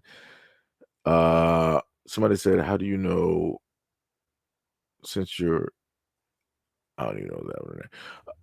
Gail says, speaking of them, haven't led me to believe that they're trying to come on to me. I mean, well, Gail, that's because you got common sense. You know that it's just somebody just being nice, saying a greeting to a whole nother human being, and that there's nothing else behind it. It's just a genuine, hey, how you doing? All right, have a nice day. Like it's just that simple. It's just that. Ms. Duran says I can't remove people out of this chat now because my other phone, somebody in this chat is using my other phone right now, shaking my head. Wait, I'm confused. I'm not sure what you mean. Uh, she said no one knows her ethnic status. Lord have mercy. Anyways, another person said, I know that feeling. Walking on eggshells at all time is tiring. Yeah, it is. Yeah, that is facts. Mr. Duran said it won't let me block people either. Frank said, well, stop calling her. Dog, yo, let me just tell you something real quick. Because you're about to get on my nerves real quick, whoever this Frank dude is. I'm not sure why you're so obsessed on the fact that if black people either feel that a person is an immigrant or whatnot, whatever. I'm not even sure why you're so. Is this like your girl or something? Because at least from what I'm understanding, this person is a part of like the LGBTQIA plus community. So I'm like, it really can't be that. So I'm like, why are you so even fixated and trying to question other people directly in the whole thing about it? Like that's a little bit weird to me. I'm like, you should just move directly on. If you got a disagreement, then it's just that. Like there's nothing else to really sit up there and explain. Trying to tell people stop calling her an immigrant. You about to be seeing the shadow realm in a minute. I'm about to play my trap card. That's what's going to happen. That's what's going to happen. Somebody Raider guard said, as a 56-year-old black man in America in my 20s and early 30s, if I saw a woman I liked, I would step to her. Young men today are scared and weak. Well, let me tell you this. It be like that. The other thing about that is you're 56. You're not of this time frame, right? So you grow up of a whole different era. During your timeline, they didn't really have tech like this. Right? People weren't really actually recording stuff like this. People were recording, people still had VCRs. People were still on DVD, Blu-ray, right? So again, like I said before, um, it's going to be an agree to disagree. Because the exact same way that you can sit up there and say that the young men of today are basically weak, I can say that the men of your generation are weak because of the current situation that we are in. Because you guys are the ones that literally had control of this because y'all were here before we were. And look how everything is. Look how things in the black community have transpired. And look who now has to take the reins and try to clean up and try to manage the situation of which did not create. Color me surprised. I can also sit up and say that a lot of black men of your generation were also weak because what they abandoned responsibilities in a multitude of ways. And I'm not even just talking about kids, but I'm just saying a multitude of ways. See how that can work. See how that can sit up there and be levied. See how that would be drastically, unfair. When it deals with the parameters of all black men directly out there. Like how you wanted to sit up there and say that the young men of today are weak. That's a quite a deep generalization at this moment. That's very deep. And all over a specific conversation on how it is that people are just trying to navigate to make sure that lies are not made specifically about them. You wouldn't know anything about that because, again, you come up in a whole different timeline. Because if a woman decided to lie on you back in those days, all right, very little is going to happen. Now, if a woman tells a lie directly on you, all communities are coming directly after you. You're going to sit up there and get doxxed. Your information is going to be directly out there. You're going to sit up there and lose your job and all this other type of stuff. I've covered stories like this. Matter of fact, there was a football athlete. Somebody can drop his name. There was a football athlete where a young black girl sat up there and lied directly on him and said that he did some abhorrent things to her, and the truth came out that she lied, and she's another athlete. You know what basically happens to black athletes when a lie is told? They lose sponsorships, they lose scholarships, they lose their position that they were going to play. They lose any potentiality of coaches or scouts out there picking them for an NFL team. They pretty much lose everything and have to become a bag boy somewhere at Lowe's, somewhere at Best Buy if they still got those, somewhere at Trader Joe's or Whole Foods, all over a lie. But like you said before, men of your grouping, y'all come from a different cloth, right? Nothing phases y'all. Nothing happens to y'all, right? Like I said, you're dealing with two different generations in vastly different situations. That's the best way I could sit up there and tell you. Best way I could tell you. Lady Mahogany said, "I'm telling you to look it up so we can shut down the back and forth." Oh, you talking to the other person? Um, Let me see. Radio said because some of us actually know our women. Prime said, "Is that Quark from Star Trek?" That's crazy. Uh, Mo was like, "You are controlled on this channel." That's bars. That's bars. Mimi said, "I used to be a lot more friendly, and now I choose my greetings by the vibe?" Question mark. Are you referring to Mimi? Are you referring to me, or was that just a statement? Wait. Mr. Ren said, I don't even know what that means. Prime said, Worf have a daughter. I'm confused. Oh yeah, okay. I see what you're saying. I see what you're saying. I see what you're saying. Gail said, not at front, not at Raider, not scared or weak. Too much drama and trouble if they holler at the wrong ones. Yep. Like I said, you can't tell people nothing though. You can't sit up there and tell nobody nothing. Like I said before, you got people out here that just want to sit up there and start saying like some crazy type of stuff, start reminiscing about the old days, man. Back in my days, I used to sit up there and get them all. But what happened to you now? Where are all those glory days? Where are all of those women now? Like what has that given to you at this moment in time that you had 50 something? Like, dog, come on now. That's like that's some crazy work out here.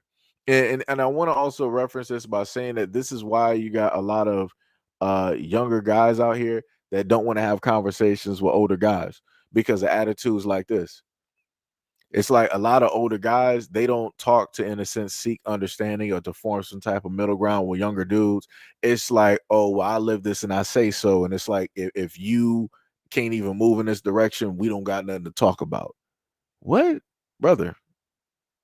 Like I said, there are people, there are men, generations of men that came before me that dropped the ball. And they're still dropping the ball at this moment in time. It'd be like that though, I guess. Um, let me see. Jay Walker said that nothing happened to that girl. Yeah, yeah. Yo, Leonard, what is up? What is up? What is up? You said that is definitely not an FBA hairline. She looks like a Klingon. It'd be like that. Like I said, I don't know.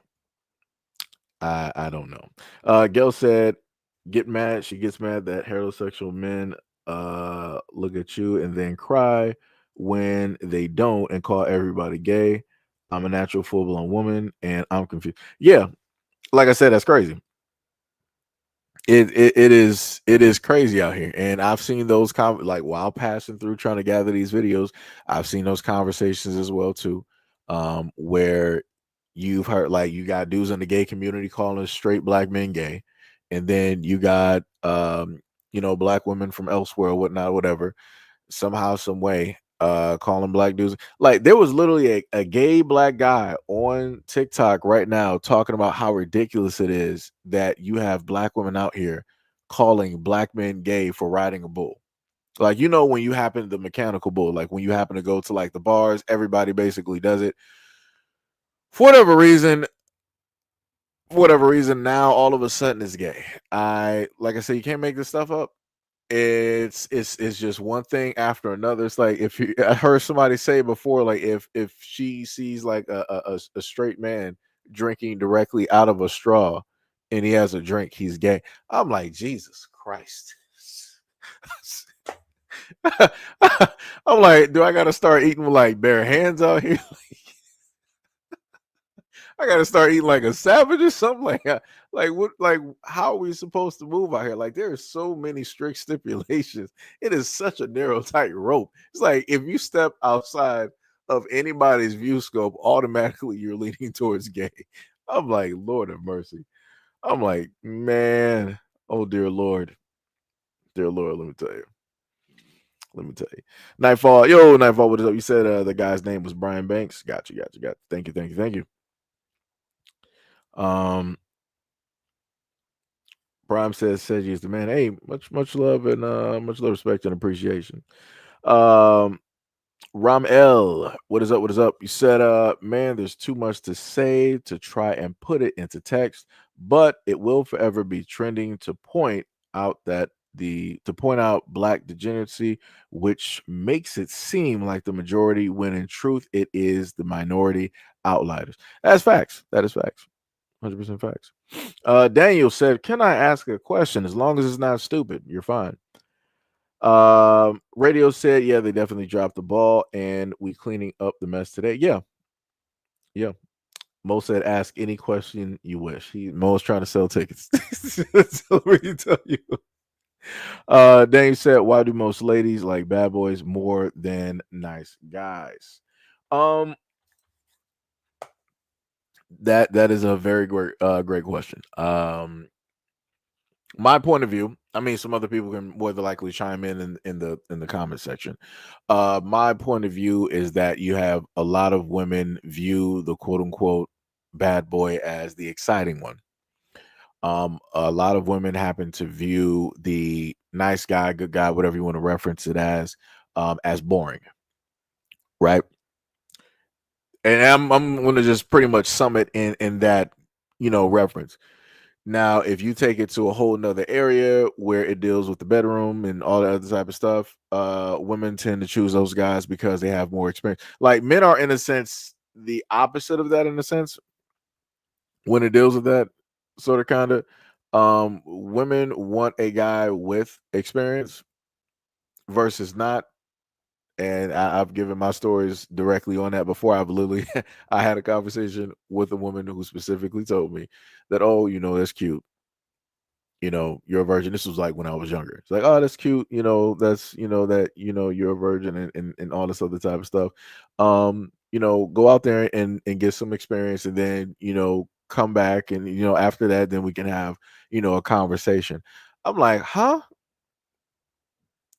I was baffled and confused because I'm like, I was raised, my mom was a nurse. So I'm like, anything that is in a sense like untouched is pretty much clean, right? So if you ask somebody that's a virgin, that they don't got no STDs. Like it's just unless some extenuating circumstances took place. Other than that, virgins don't have STDs because they ain't out there doing that like everybody else, right?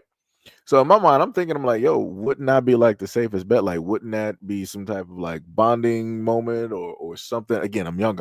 This is how I'm thinking, right? Because in my mind, I'm thinking like relationship, type stuff or whatnot, whatever. She was thinking some whole other type of stuff, right? So again, I understood even looking at high school and even out here right now, those guys, quote unquote, the bad boys, the ones that everybody complains about, those are the ones that's going to get all of the attention. Those are the ones that that a lot of women tend to chase directly after, right? You have a lot of women that will chase after what other women chase after. There's never a point in time where you will see, groupings, gangles of women directly out here chasing a man that no woman is attracted to or drawn to. That just does not happen. It doesn't exist. I mean, I don't know. I feel like the example that I gave was a little bit basic and it's multi-layered. You can more than likely pretty much go in depth. But I feel like because my hamster went on vacation about 30 minutes ago during a part of this conversation, specifically dealing with this woman here, I feel like I can't give an adequate response or at least adequate enough of what I would figure is a good enough response. But this is why I love live streams, because if I can't specifically answer these questions to the best of my abilities, other people in the comment section can, obviously, do that as well too. Kevin says she's a Klingon from Star Trek, The Next Generation. Shout out to the Klingons directly out there. Ramel said the movie They Clone Tyrone shows how Gen X allowed themselves to become artificial products for a system with the purpose of keeping real estate low. Yo, Sham, what is up? What is up? What is up? What is going on? I saw you on your grounded binge. Sham, check out. I'm not sure if your computer can handle it though. Check out Path of Exiles 2. Well, matter of fact, I'll talk after I get done with all of these videos. Just remind me to bring up the whole thing with Path of Exile, and I'll bring up what I was going to sit up there and state. Leonard said, "Fun fact: most of the tethers that say that we have no culture eat cat meat and dog meat and practice open defecation. That is crazy work." D Money said, "We can't do nothing." Leonard up there rolling. Lady Mahogany said, "Nice guys don't announce that they are nice guys. We see good in you at Daniel." Sham said, "LOL, you can't do anything." Yeah, that's true. That is true. Nightfall said, "These are the same types of women that cry the blues when men get passports and find women elsewhere." D Money said, "Can I drink coffee?" If I remember that list, I think it was like a list of 5 or like 900 things that somebody typed in. I think coffee is that's a red flag. I think coffee is a red flag. If I remember correctly, I think coffee is a red flag for guys. When it deals with women and how they perceive men. So yeah, it's stuff out here. Shout out to Starbucks. Raider said, "It's amazing how Gen Z is talking about us dropping the ball when y'all refuse to catch it." The craziest thing is, the one thing that I love about a lot of stuff is the fact that a lot of the things that I had to learn as the man that I am today, um, I in a sense had to research, right? There weren't in a sense fields of older men just clamoring to just really give me a whole bunch of knowledge. And I'm talking about black males. There because let me just freeze this in real quick, right? There wasn't, because you want to talk. There wasn't fields of black men just like knocking at the door to be like, "Yo, this is your young brother going. Let me just sit up there and impart this wisdom, impart this knowledge. Let me sit up there and make your track in life a little bit easier by giving you the knowledge that I have." So da da da da. Y'all ain't do that. Y'all ain't do that. Y'all ain't do that. So because I witnessed and I experienced what it is that y'all didn't do or the lack thereof, this is why I created a platform. So any bumps and bruises that I basically have, any life experiences that I basically have, I hope that somehow, some way, through all of the things that I go through and express on this platform, that some other young man that is more than likely wiser and smarter than me can basically look at this, be like, "All right, let me sit up there and look at what Seji did right and what he did wrong, right? And let me sit up there and figure out a way to manage through and not have the same exact hiccups, so I could just be in the correct direction of what I'm doing right and what Seji did right, so that I can continue on that path." Like I said before, that's what I hope to do. That's what I hope to accomplish. Like I said, I'm not the smartest or the wisest dude directly out here, but I can use my life as an example so that the other young dudes out here can be better than me. And that is my hope. Like I said, I don't know what y'all were sitting up there doing for Raider Guy. I don't know what y'all was doing, but I can tell you, y'all wasn't doing that, because y'all making excuses. It ain't my responsibility. That ain't my kid. That ain't my child. Why am I going to be worried about somebody else's kid on the street? Where is his father, his uncle, his this, his that? When you could have sat up there and just been a big brother, right? You could have just sat up there and did something like that. And I'm just talking about men of your generation. Because what people like to do when I happen to call them out is like, "Well, you don't know what it is that I did."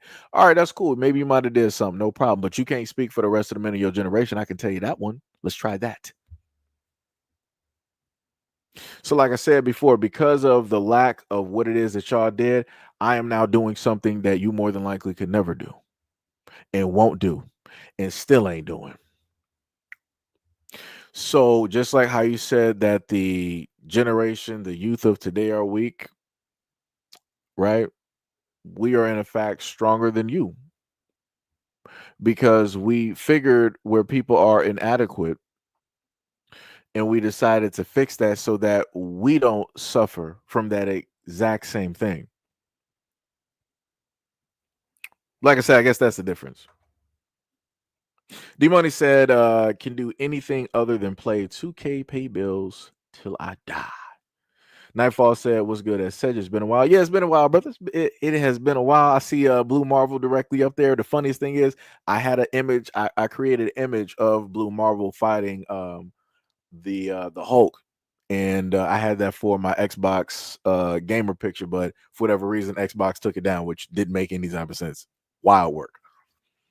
Zaire said, hey Seji, how was it going last week? When I tried to tell a joke, to the woman last week, she thought I was a friend when I wasn't really saying anything about it. It was just a joke.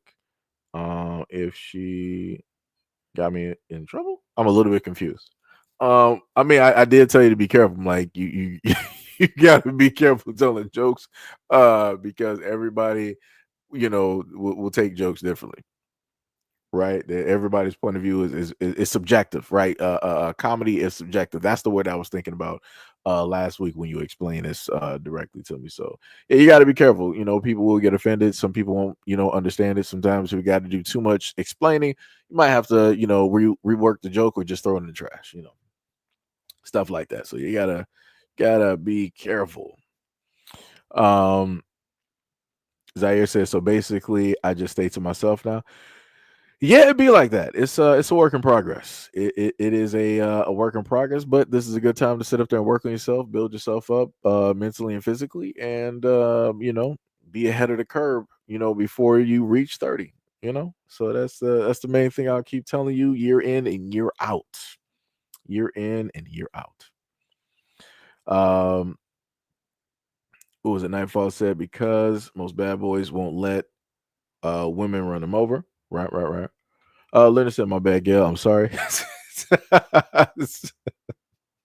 Nightfall said, think of it like people who own tigers as pets.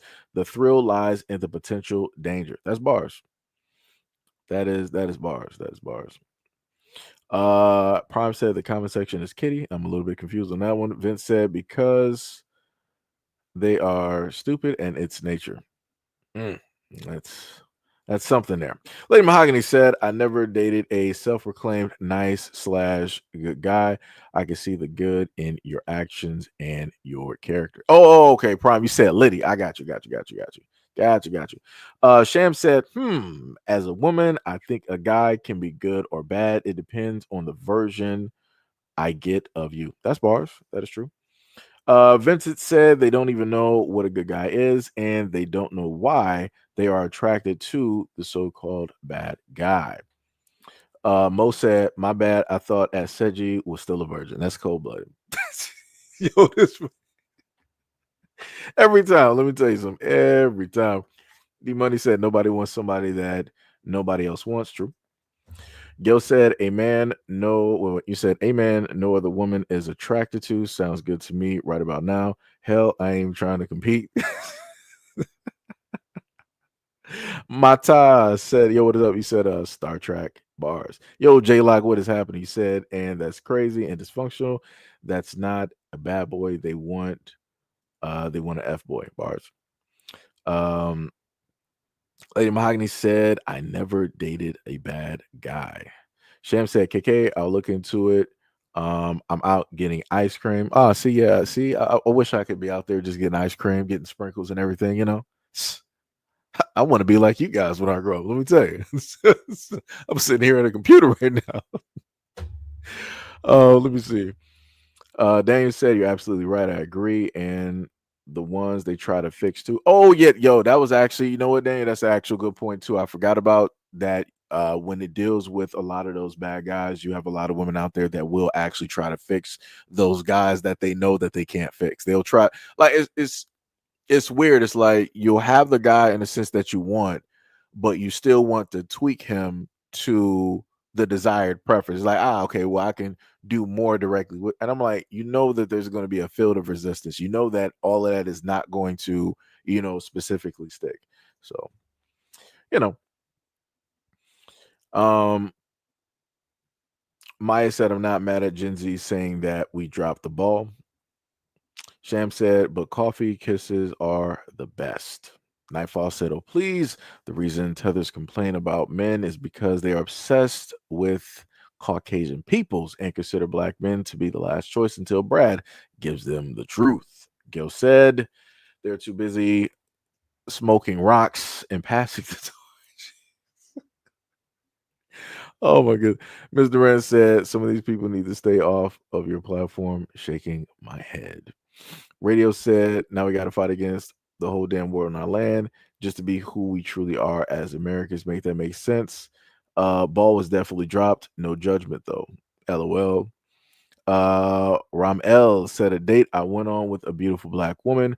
After months of great talks over the phone, fell flat because of how critical she was of nitpicking ways I didn't fit into her mode rather than just letting it be. Sham said, yeah, the generation spends time spends a time too scared, but have the nerve to have a moral high ground. What's the point of being morally right and too scared to fight for it? True. True, true, true, true, true. That is completely true. That is bars. What we got? We got J-Lock. He said, now there were some elders that was against the baby mama culture, but it was the old head Pookie and Ray Rays that was encouraging that mess. Mm-mm-mm. Judith said, I love coffee, brother. I got that from my grandmother. I'm a Dutch Bros coffee man. I'm a coffee guy too. I got a coffee maker right downstairs. And I got to go back to the market and re-up on some coffee. I normally get my coffee like, the Dunkin' Donuts, coffee. I get the grounded up, type of stuff. It's pretty good. I think, what was it? Hazelnut, vanilla. I had some other ones too. Was it like mocha? I had Colombian, Brazilian, Zimbabwe, Ethiopian, Brazil, and like a few Big Bang and like a few like other types of coffees. Trust me, I'm a coffee bro. I don't care what nobody say. I don't care what list nobody got. It don't matter nothing to me. Like I said, people be clowning directly out here. Yeah, we got Pink in the building. What is up? What is up? What is up? What is up? Radio said he thought we were 40-year-old virgins in here. Oh, you talking about to my Mo? Yeah. Nightfall said the same women who curve you in their teens and 20s are the same ones begging for your attention in their late 30s and 40s because the men that they wanted put them through hell. It'd be like that. It'd be like that. I've referenced and talked about that before too, and some of the people that I was able to see later on in life, and I'm like, man, your life could have been way different, but people make choices. It'd be like that. What was it? Gail said, Seji the lies. You don't go wait. You don't got no market. It's Instacart. No, I'll be going to the market. I go to the market. I mean, I do, use some online stuff, but that's more so for like tech. Like if a micro center is a little bit, too far out, can't really get out there, I'll just order some stuff, stuff like that. J-Lock said, and that's why brothers date outside of the race. I understand why. It's sad that they have to do that because of the bad boy personality or persona. Messed up a lot of black women up, especially black men. It did not end well. Sham said, LOL, I had just cursed someone out. I saw a baby playing in a parking lot and no mom in sight. Yeah, that's crazy. That is crazy. And the crazy part is, the craziest part is, because of how the climate is, because how everything is moving, it's like you have to second guess everything, right? And I told somebody this before. I'm like, at per Sham's like example, like she saw something basically happening. A woman could go out there, right? If a woman saw like a child, like basically, running or what, a strange, a woman that's a stranger can go out and be like, hey, baby, how you doing? Let's go find your parents and this, that, and the third, and all this other type of stuff, right? It's all completely cool and fine. My thing now is like, if you're a black dude and you see this and you want to do something good, it might not, I don't know.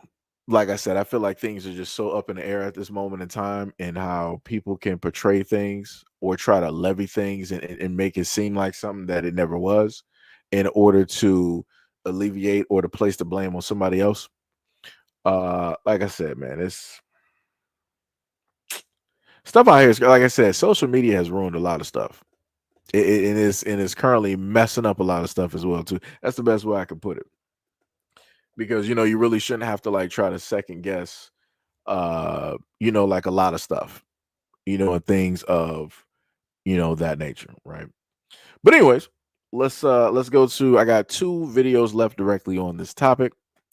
So let's just take a listen. Oh, wait, actually, I don't think we were actually finished. I'm sorry. My bad. This is what y'all need to focus Let's go back. It's socially acceptable to be anti-black against black men on this app, especially within the black community. Because if you think about conversations that impacts the black community, let's say finances, conversations about 50-50. I saw a black woman on this app, big following, which said black American men are 50-50 warriors. Now, she said this in order to put down black American men, and make black American men feel bad for not having the finances to be a sole provider. Right? So this is where the anti-blackness, where white supremacy come in. Because what does white supremacists, what do? They throw away the actual reality and rely off of their feelings and delusion. The reason why black men don't have the same amount of wealth as their white counterparts, slavery, apartheid, federal government denying rights, like things that are documented, they throw that out the window. Conversations about black men attending college. These people would downplay systemic racism. Like some of the black women on this app will downplay systemic racism in order to say how much better they are than a black man. When you're talking about conversation of black men attending college, this woman, she told me, well, yes, we're aware that systemic racism exists, but we were able to get out of it.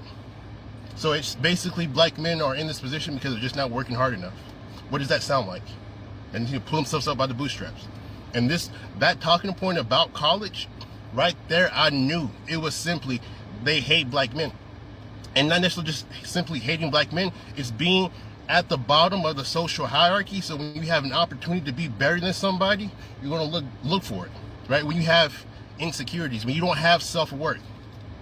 Right, so these conversations about college, black women are disproportionately impacted by student debt. You find studies called Jim Crow debt, but they rather ignore that and put down black men for not being able or not attending college like them. They hate black men, and these are the people who will tell you black men need to be accountable for the actions of other black men. These people, their perception, I would never be accountable for the perception of how black men are viewed. When we live in a society that is very racist, anti-black, so when these people are telling black men you need to be held accountable, but when they have conversations about black men, they can't provide any level of nuance, it's pointless to try to change off of the perception of races. And those races can be black women as well. Like anybody, right? Anti-blackness impacts everybody. And if you're unable to acknowledge that fact, it's never going to change. So like I said before, we're living in a very broken society. And a lot of the brokenness is being showcased and further fractured by way of social media. And a lot of the opinions of the loudest ones who are a part of a minority. Because as stated before, I get what it is that the brother is saying. I do understand. I get it, and I get and understand what you hear a lot of black women happen to say as well too. And I look at all of those situations, and I see a lot of people that's hurt because of either situations that they specifically went through by their picking, right? I mean, both black men and women that specifically picked the wrong person to be with. And basically, it's not in the sense that the person let you down, you let yourself down because, you just didn't study hard enough. You just didn't pay attention. It happens to the best of us. I done told people stories like that time and time again. I'm like, yo, at the end of the day, the only way that negative things can, in a sense, happen to me by those examples that I gave is because, in a sense, I allowed it, right?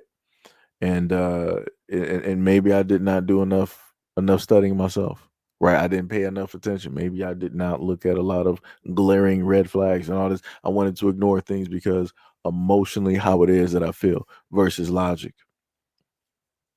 So like I said, this is what I happen to tell people, that when I cover a lot of these things and I talk about this stuff, I talk from, a part of, understanding and doing, or doing or working, walking in inner workings. I guess that's the best way to put. I'm trying to put it as best as possible right now. But whatever actions I happen to talk about, pretty much committing to those actions, not just in the sense talking about it, but committing directly to those actions. The exact same way that I was explaining when y'all saw me talking to what is it? The one guy that popped up on the screen talking about Raider. Exact same thing. Like I said, he's sitting up here, rah, rah, rah, and all this other type of stuff.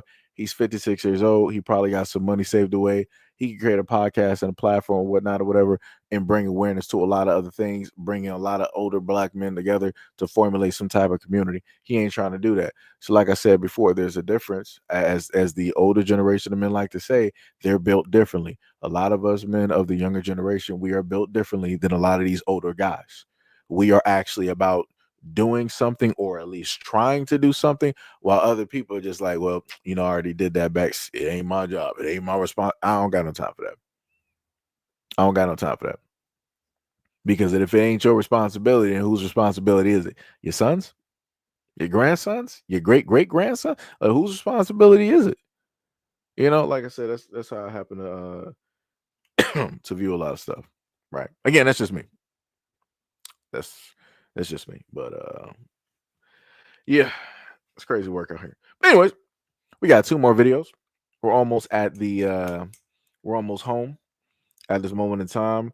I'm trying to pick if I'm going to. So that was a guy that we just did there. All right, so no problem. We're gonna do the next one here. 1,000% honest.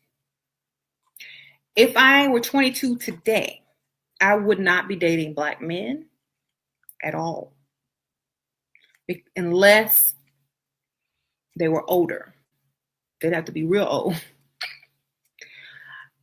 Because they're too feminine these days for me. Hold on. So I just want to point that out, right? So I want people to remember a conversation that you heard a lot of women say online, where it's like, yo, why are these older men, like, it's predatory that these older men are going after younger women in their 20s, trying to make it seem as though that the girls in their 20s were basically like 10 years old, right? But yet you just heard this woman, and you clearly and obviously know that she's older. She clearly stated that if she was 20 during this time frame, she would go after older black men. So those guys would be 20 years older. If she was 20, those guys will have a 20-year age advantage directly over her, if not more. So I want people to pay attention. Like I said before, people will sit up there and say a lot of things directly out here. It is completely fine for and this is a woman talking, it's completely fine for women to date somebody where the age gap is like 15, 20, 25, even 30, right? But in the reverse, if you got an older dude out here dating somebody who was younger, it's a problem. You need to call Chris Hansen, call the FBI, the CIA, Interpol, all of these people. Those guys need to be locked up, right? Let's continue. I like masculine, go get them, I'm going to pay for that baby type men, okay? Where you want to go on vacation type men. That's what I like. If I was 22 today, I wouldn't date black men. I'm sorry. Y'all take too long to get y'all stuff together. Y'all want us to pay half the bills and sleep with you? No, can't do that. I wouldn't be able to do it. I'm not saying that other men are better than you. I'm just saying they're more ambitious than you. Yes, you can play basketball and football really good. You dominate the rap game. But the average non-famous black man has less ambition. I like ambition. Ambition leads to success. Oh, sorry. Others have a financial head start. They are not more ambitious. That's not really true. You can't use that as an excuse. If you're ambitious, you don't need a head start. If you good, you don't need a head start. Now, this is my problem. She said that if you're a guy, if you're ambitious and good, you don't need a head start, right? So, in reverse, if we're to, for me, if I'm to try to fit that within her logic of what she said earlier about she wouldn't date guys the same age if she was 20 during this time frame, you're looking for a head start. You don't want to build and be with a guy that is growing, right? Because a lot of women who are in their 20s, they feel like they're already far more advanced than a lot of dudes within the same age range. So they're going to go for guys who are older. Again, you're looking for a head start. Those guys who are in their 30s and 40s, they're already established. They're aware of a lot of things directly in the world and how it is to move and how it is to procure certain things, right? That is a head start versus you dealing with another guy that is of your exact same generation, your exact same age range. You guys are learning step by step. You guys are building step by step. You guys are making mistakes step by step, right? It's a whole learning process. You, my dear, want to do a shortcut in order to get the success, in order to get, to the end means, the goal, in order to get the money, right? In order to establish yourself without even having to work directly on it. You want somebody, in a sense, finance a lot of stuff directly for you, those things that you cannot specifically finance for yourself because you don't have the automatic income to sit up there and do it. And again, I'm just going by what she said before on if she was 20 at this time and the guys that she would specifically date. Like I said, I'm looking at a head start. That's all I'm looking at. She didn't list that, oh, she's going to date the guys who are older because they're more mature, because they know more about love. They're more emotionally sound. They're more structured by logic and all this. It was a whole bunch of other stuff. It was about what the dude could specifically do for her, not, really intrinsically what that guy actually is. Right. Like I said, it's crazy. That is diabolical, but let's continue. Seriously, my husband didn't have no head start. He's black. Yeah, he came from a family of 10 in the country. He didn't have no head start. So what's your excuse? You come up with every excuse instead of every solution. That's your problem. You're going to sit here and say, oh, this, oh, that. You're going to come up with 10 excuses before you come up with half a solution. That's why you stuck. That's why women make more money than you. And that's why you are stuck. Okay?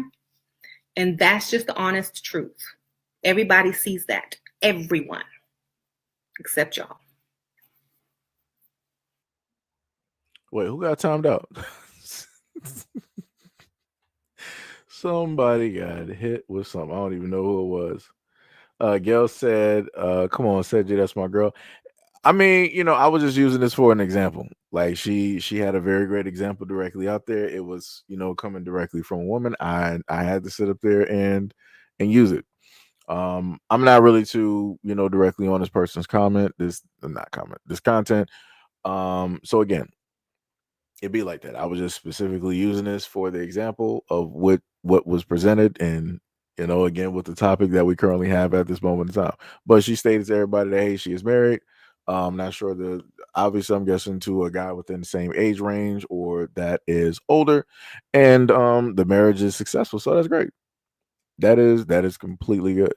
I'm just not with the logic of like, hey, if like she said, if she was 20 right now, she would not be dating black men. I'm like, that is wild. I'm like, that's wild. I'm like, that's so out of every race of men directly out here in their 20s, you're like, nah, black men, nah, that's not happening. I'm like, huh? I'm like, so nobody else, is immature or is still trying to figure out life. Everybody else just got it together. Right? I don't know. Maybe this is me. I don't know. I don't know.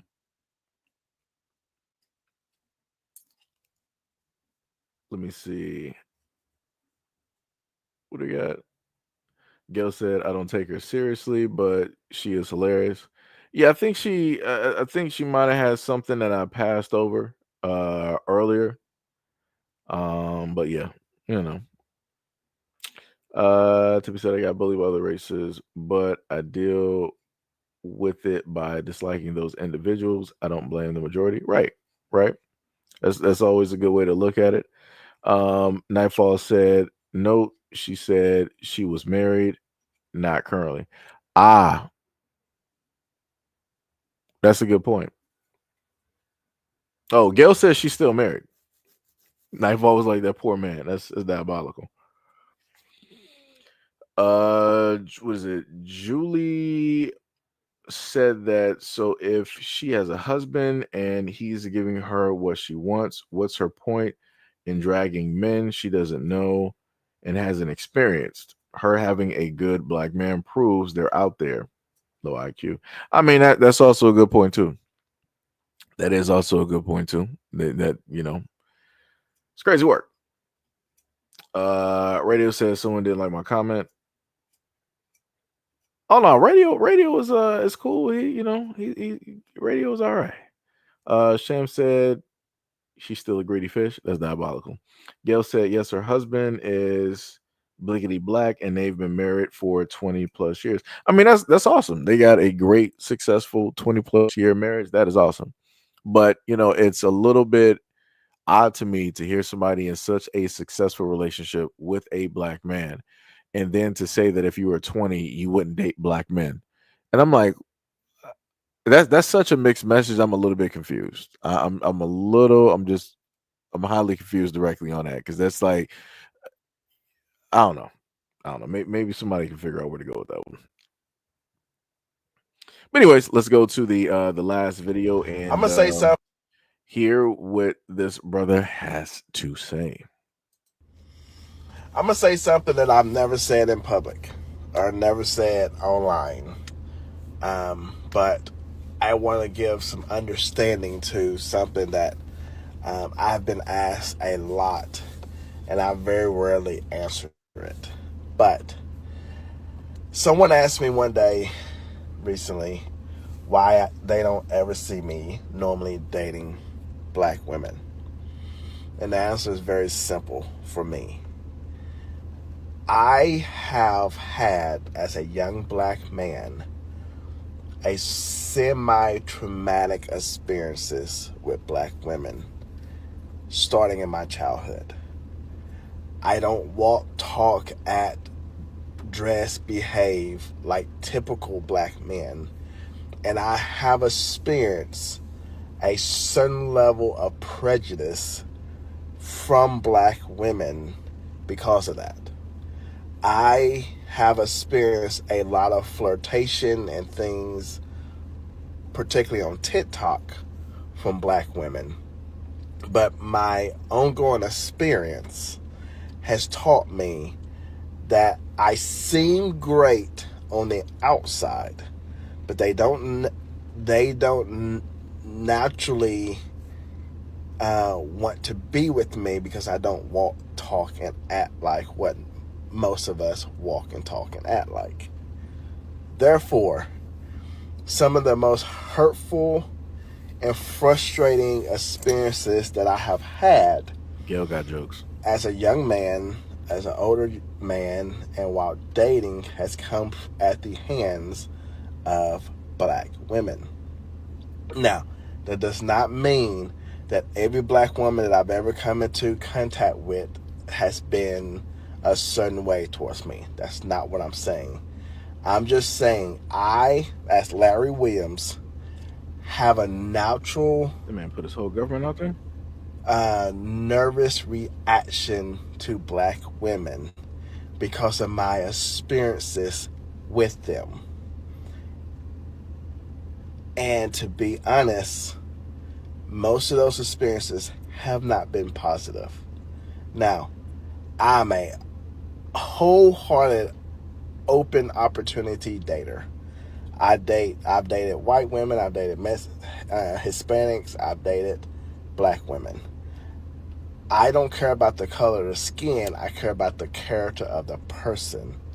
But at the beginning of almost every dating reaction or dating relationship that I've had with black women, I have an extra step that I have to take to find peace with them.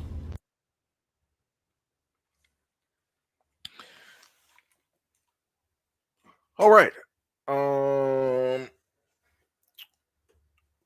So let me just try to attack this a variety of ways here. I can understand at a moment in time, being just a human being, that you might not have the specific confidence all the time. Not expecting people to be confident 100%. It's it's a lot, on top of managing, everything else. Um, but I can notice even within his conversation, there's a bit of being timid. There is a sound of caution and fear. There's a sound of lack of confidence, directly within it. And, a lot of those things will, play a major role, directly in there. Right. And I will also say that a lot of times that I've heard women basically state that they will not date a guy who has a light voice. They don't find that attractive. This brother does have a light voice. And then on top of the other things that I just so happen to have listed, on top of the fact that the brother does have some weight directly on him. And again, I'm not sure exactly what his age specifically is at this moment in time. There's a lot of things, specifically there on why I know he would get or be disqualified. When it deals with black women, looking directly, I can automatically hear it and I can see it. Right.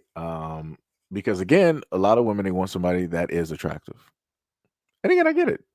Nothing wrong with that. A lot of women are not going to, in a sense, look directly at a normal guy and deem him as, yo, this dude is like really this, that, and the third. Nah. Like you almost gotta be, something that can like outshine, something that's realistically present, something that's not hidden. Right? I don't know. Maybe am I really getting to the point? I'm not even sure. It's a lot that's there. It's a lot that's there. The lack of confidence is one. Not saying that it's impossible or improbable for it to sit up there and happen, but he would have a very uphill battle if he's just trying to get attention from black women. And again, I'm not sure exactly where his whole thing specifically stems from. Maybe it could be his mother, because I think, Shan might have mentioned something like that. I think she said it was like what maybe it might have been from home or something like that. I'm not sure. But for him to say that he has to, in a sense, prepare in order to have an interaction, that's a lot. And it's like, bro, you might need to really go see a therapist. There's some underlining thing there that maybe somebody out there like really broke you down to the point that it stayed. And I get that. Like I said, it happens. And sometimes it might it might take some years to sit up there and get over some stuff. Trust me, it happens. Trust me. I got stories. But um this is why I say before that a lot of people need to just take breaks. Um, a lot of people, like, if possible or if needed, go out there and seek and go out there and get therapy. There's nothing wrong with going out there and getting help and trying to figure out situations to mentally be a healed and complete person, to be a better person for yourself, not for anybody else, but just specifically mentally for yourself. And that's it to a lot of people that, once you happen to fix yourself, once you fix yourself, mentally with confidence and everything of the sort, then everything else will just so happen to fall in place, right? You're not going to get, specifically everything that you want in life, but you will get the majority of the things that you at least want because you are walking in the action of what it is that you are specifically speaking on and what it is that you are doing.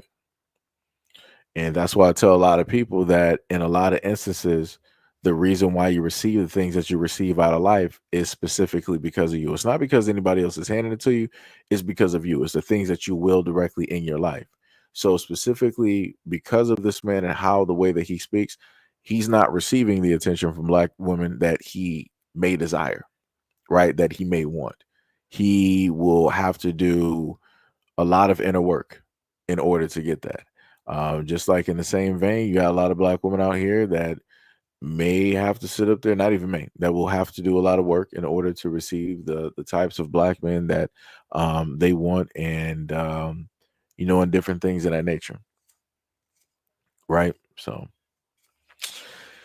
yeah.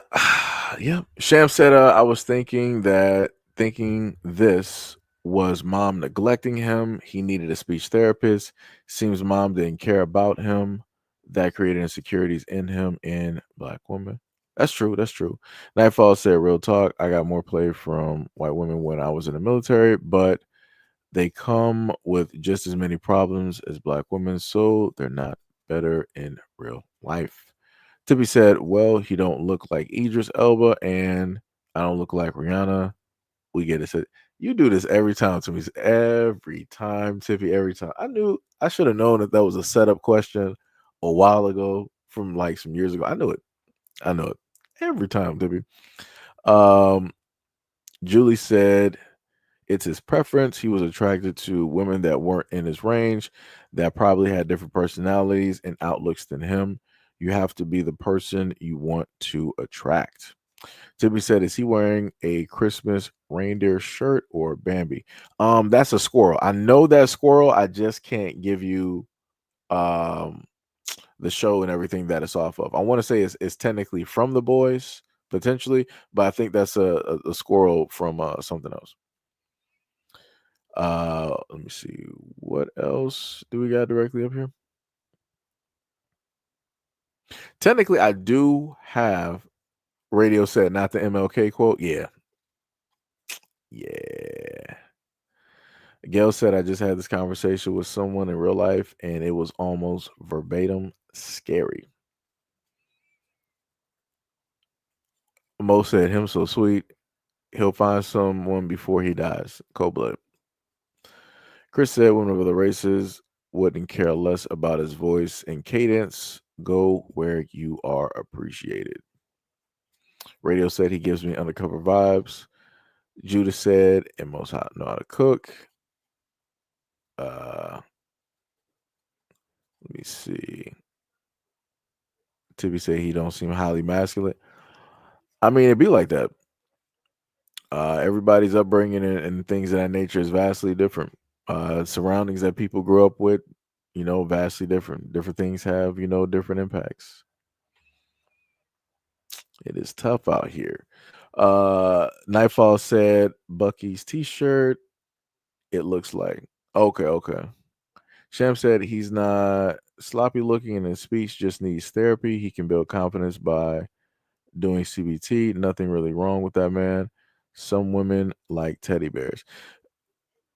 I mean, true. That is true. Some women do like teddy bears, but on average, though, if he was to walk down the street and suit and everything else, like that, got beard. His beard is actually is clean, right? He got maybe trim or whatnot, whatever, suit and tie, just like walking down the street. Yeah, you ain't gonna be seeing like a lot of women like raising their hands talking about like, yo, I want a teddy bear. That's usually like a seasonal thing.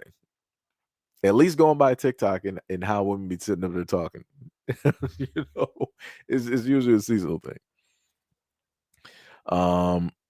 Rabbit said the second coming. I'm from Cameroon. We have a lot of men with high voices who still get women, but his voice doesn't sound high, but sweet. I'm not sure what that last part means though. Because there's two different definitions for that.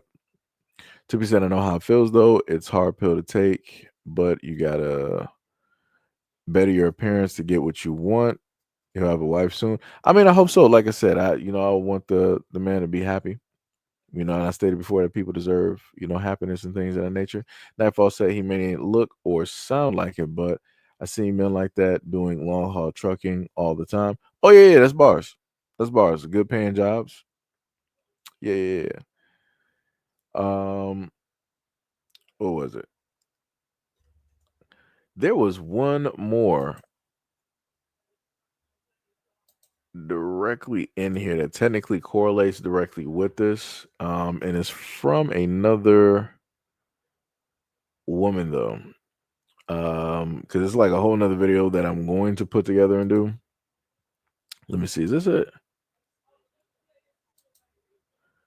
Nope, it's not that one.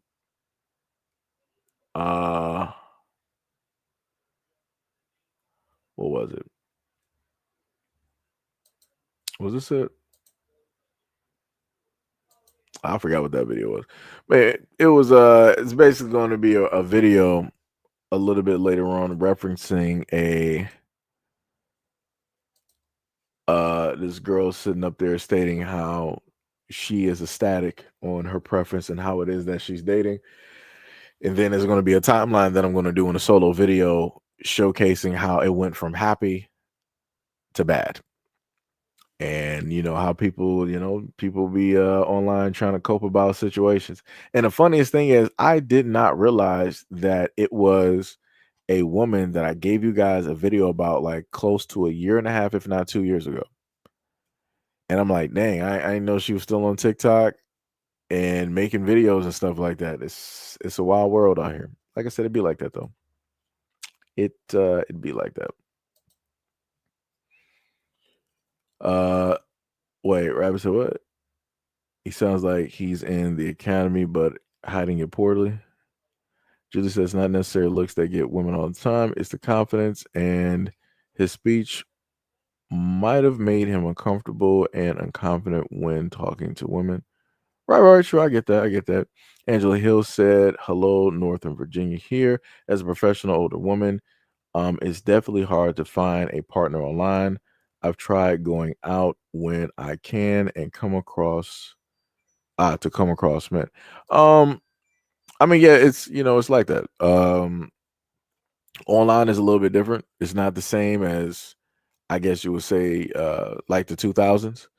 So I'm not sure if you might be using the old school way would be calling, the phone chat lines and trying to, see if you connect. It's pretty much a barren, it's a desert directly out there because nobody really does that. So if you're really trying to find somebody, you would have to use, TikTok. You would have to use Twitter. Like everywhere would basically be your dating site.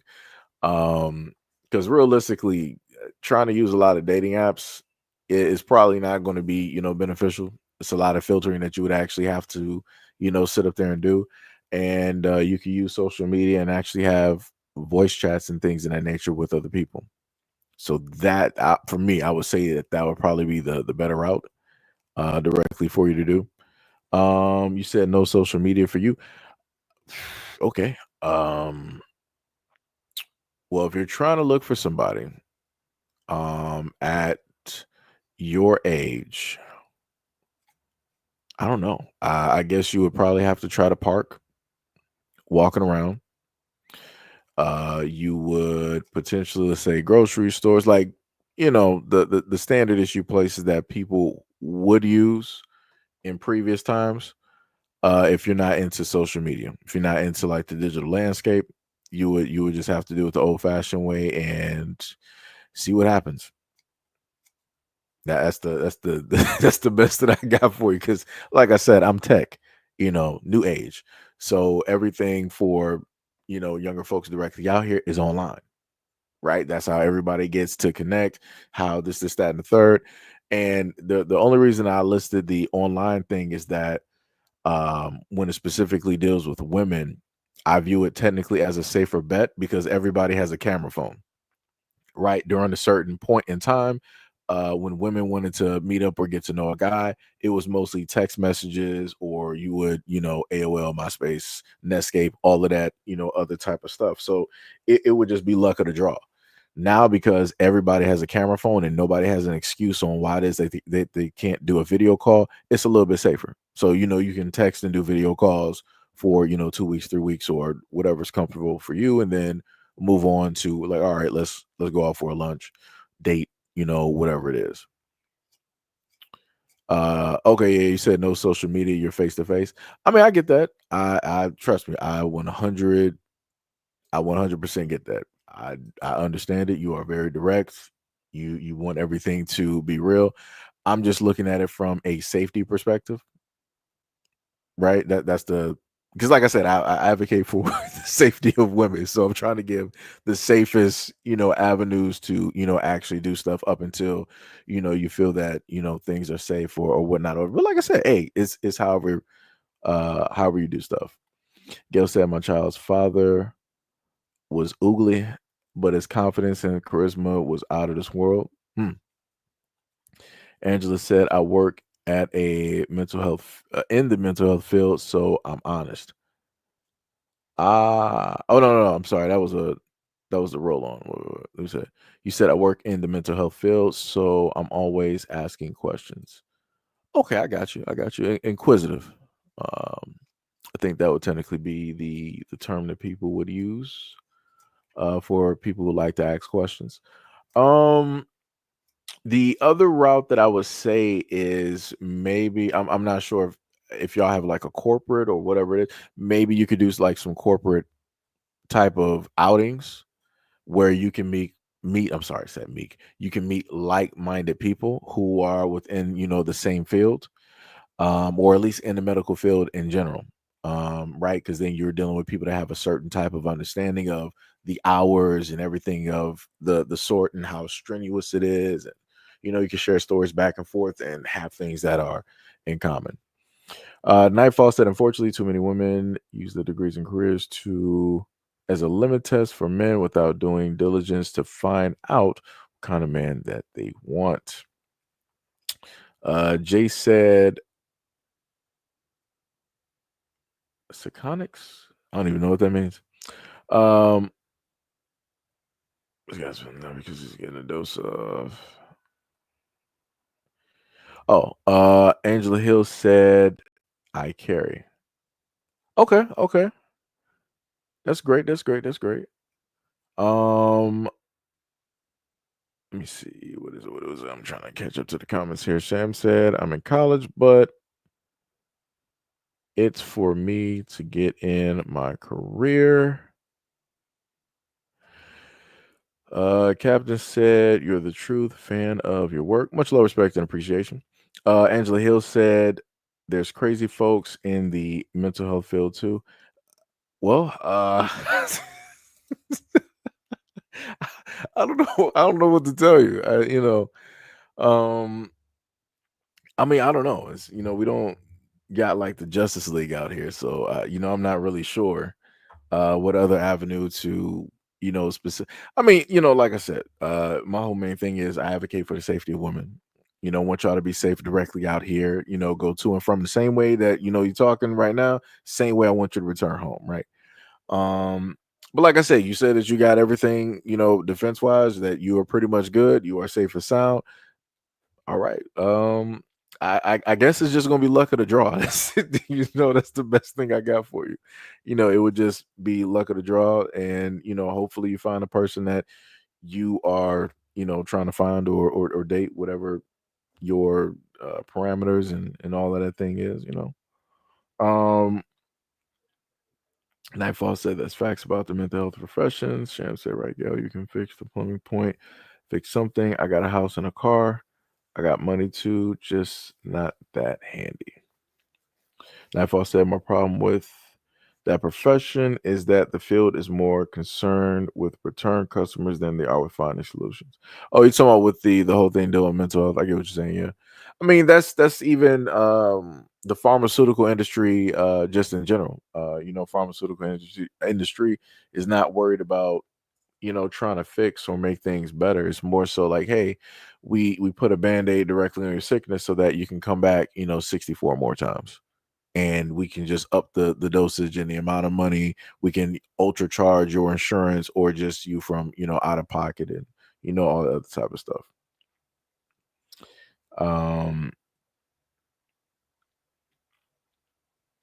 Let me see. I was trying to see if Miss Angela was still there. Probably give it a few more, but yeah, pretty much that was it. I ain't even trying to keep y'all here. I say this all the time. I ain't even trying to keep y'all here for 3 hours. We went for about a good 2 hours and 39 minutes. That is pretty good. Nightfall said, I worked in the mental health for 8 years. Okay. I got you. But yeah, that's pretty much it. That is pretty much all of the videos there. I do got another video directly up there for you guys that I gotta put directly together, and this one is going to deal with a black elder who is being told that she needs to move directly out of her seat, which again, it makes no sense. 100%. You got two black people, siding with the white folks there to, get her to move over or move out of her seat and all this other. Like I said, I'm going to cover that video and post that directly up for you guys. So hopefully you guys enjoyed the live stream, the topic that was there, and the conversations that were taking place. Shout out to anybody who has donated to the platform by way of Cash App, Patreon. Shout out to any of my members. Like the money always says, shout out to the regulars directly here. Shout out to anybody who has subscribed. Shout out to the patrons. And shout out to my wonderful and beautiful mods for the work that you guys do every single day, doing the Lord's work directly in the comment section, sending people to the shadow realm one dumb comment at a time. Much love, respect, and appreciation for any and everything that you guys do, seen and unseen. And also shout out to anybody who has donated to the GoFundMe, for the young woman and her godmother. Much love, respect, and appreciation. Oh Lord, here's Tippy. Gail said, I genuinely enjoyed y'all. We always love you too. Oh yeah. Also, Gail, always note that we love you here. And we will not be tolerating any types of forms of disrespect that will come directly through.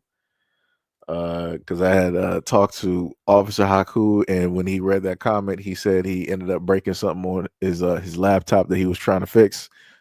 Just going back trying to respond to that person that was talking crazy.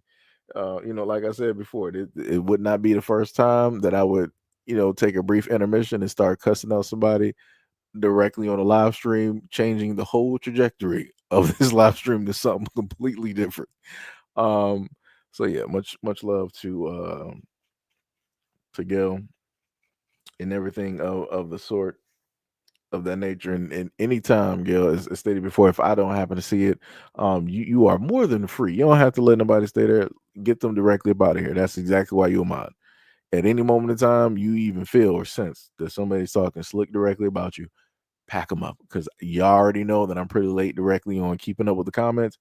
Pack them up. By all means, pack them up, and then you can cuss them out in the comment section after you block them. Like I said, you know exactly how we do directly over here when we have live streams. And like I said, it also goes for any of my other mods directly out here. Like I said, I love y'all a lot. Cherish you guys a lot. Thank you guys for being with me, hanging around with me for all these years, being here, having the belief, uplifting me, giving me all of your energy, so that I can, continue on. What did Gail say? She said, gotcha. Bows. Wait, what is that supposed to be, bars? Gail, is that supposed to be bars? Oh, dear God. Oh my God. It's like that comment right there, and then the one where Tippy was talking about the frappa mocha vanilla espresso shot latte. I'm like, I don't know what that is. I'm like, that sounds crazy, but it might actually be pretty nice. I don't know. What do you say? Oh, okay, I got you. Gotcha, boss. I got you. What was it? Tippy said, hold on, Seji. Me and Mo not done. What you talking about? Tippy said, Seji, go do your business.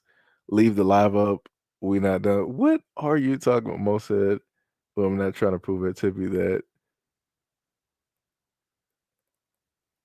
That's crazy. This is why I gotta stop and actually read comments, because anytime that Mo writes something, I know it's crazy. And I think Mo probably talking about, I think you're talking about Gabby Sabiti, because I saw somebody mention Precious.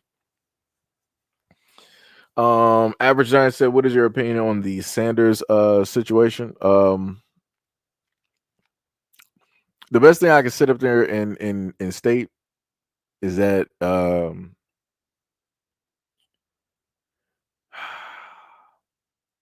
I want to make sure that I get this right because I don't want to say the wrong one because I want to make sure I'm talking about Prime.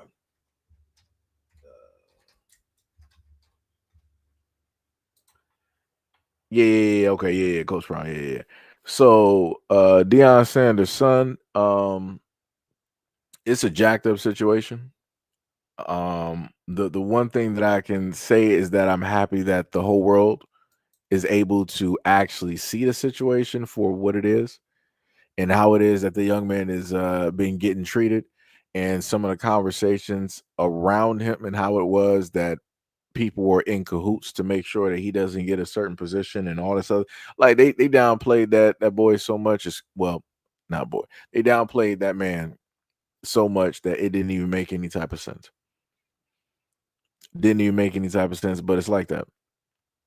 Um And the only thing that's going to take place is that he is going to show the world exactly his capabilities and who it is that he is.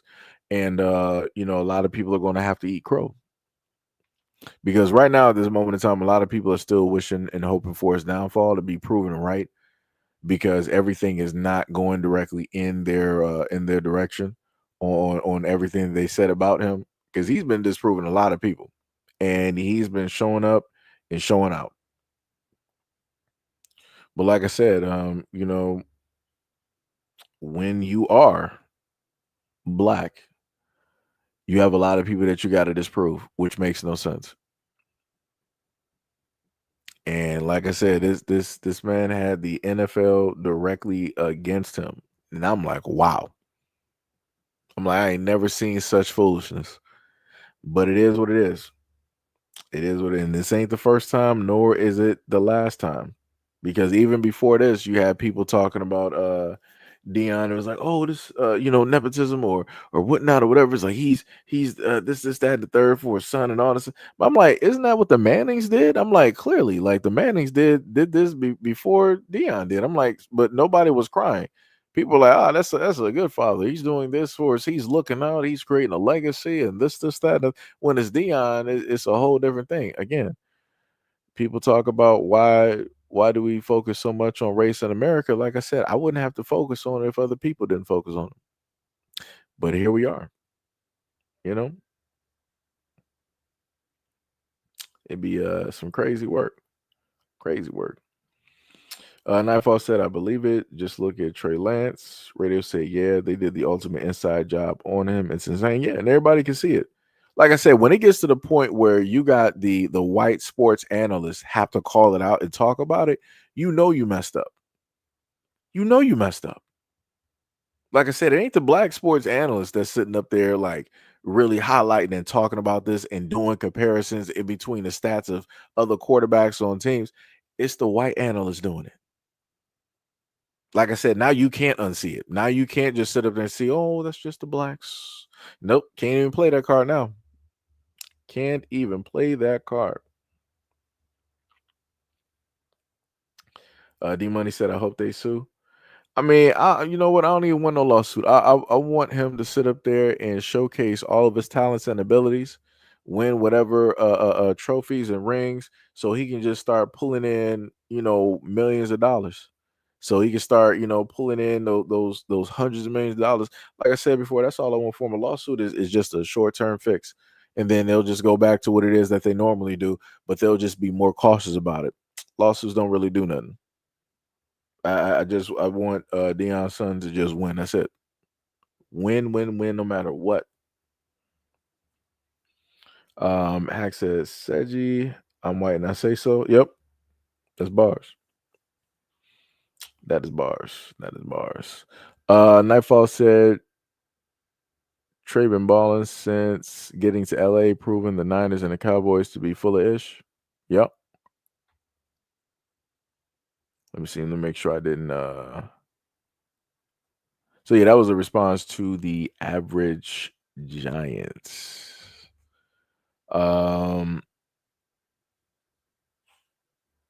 You said Todd Marinovich, the dude who did that scam in Mississippi. I don't know nothing about that. Gail said white folks will run you ragged with their repetitive antics. The money said you're right. That might be a play. Play well, become successful, and sue and retire. I mean, yeah, he could probably do that while retired. But it's like, don't even do it now. Don't even focus on that. Just prove everybody wrong. Get the stats up.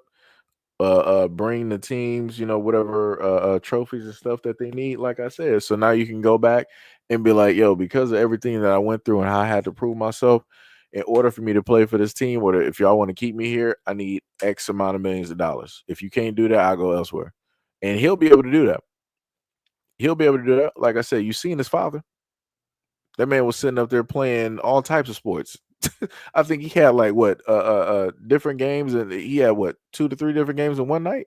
Crazy work, or something like that. Or was it 2 games? I think it was 2 games. But yeah, like I said, it was crazy. Yeah, because what he played baseball, uh, football. And I could have swore I thought he played something else. But yeah. Regardless, though, yeah, it was crazy. That, like I said, crazy work, diabolical. But Sheeta Brown said that was Brent Favre. Was it Brent Favre?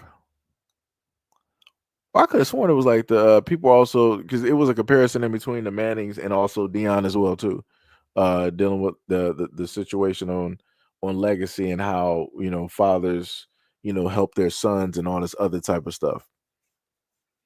Like I said, I think I might have covered that in a previous live stream. I think I did. It was like somewhere around like last year. I think I covered it. I think it was like the tail end of last year. I think I might have went over some of the comments that people had. Bushido said it doesn't help that it doesn't help Shiloh got ejected for throwing a punch. Oh, I didn't even see that. Joe Walker said thanks Bushido. It was him. Nightfall said no, the scammer was Brent Favre, and Minovich was a quarterback for the Raiders in the late 80s, whose dad built his life to be a pro quarterback, and it almost broke that man. And he said, and he's a beatnik now. Man, that's quite a transformation. Yeah, radio said it was both. He had a baseball and a football game. Yep.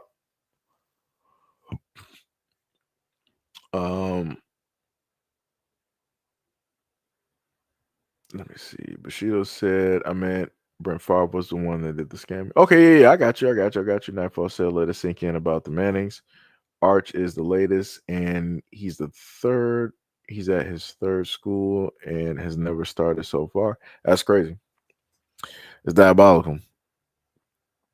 Well, it'd be like that though, But anyways, that was pretty much it.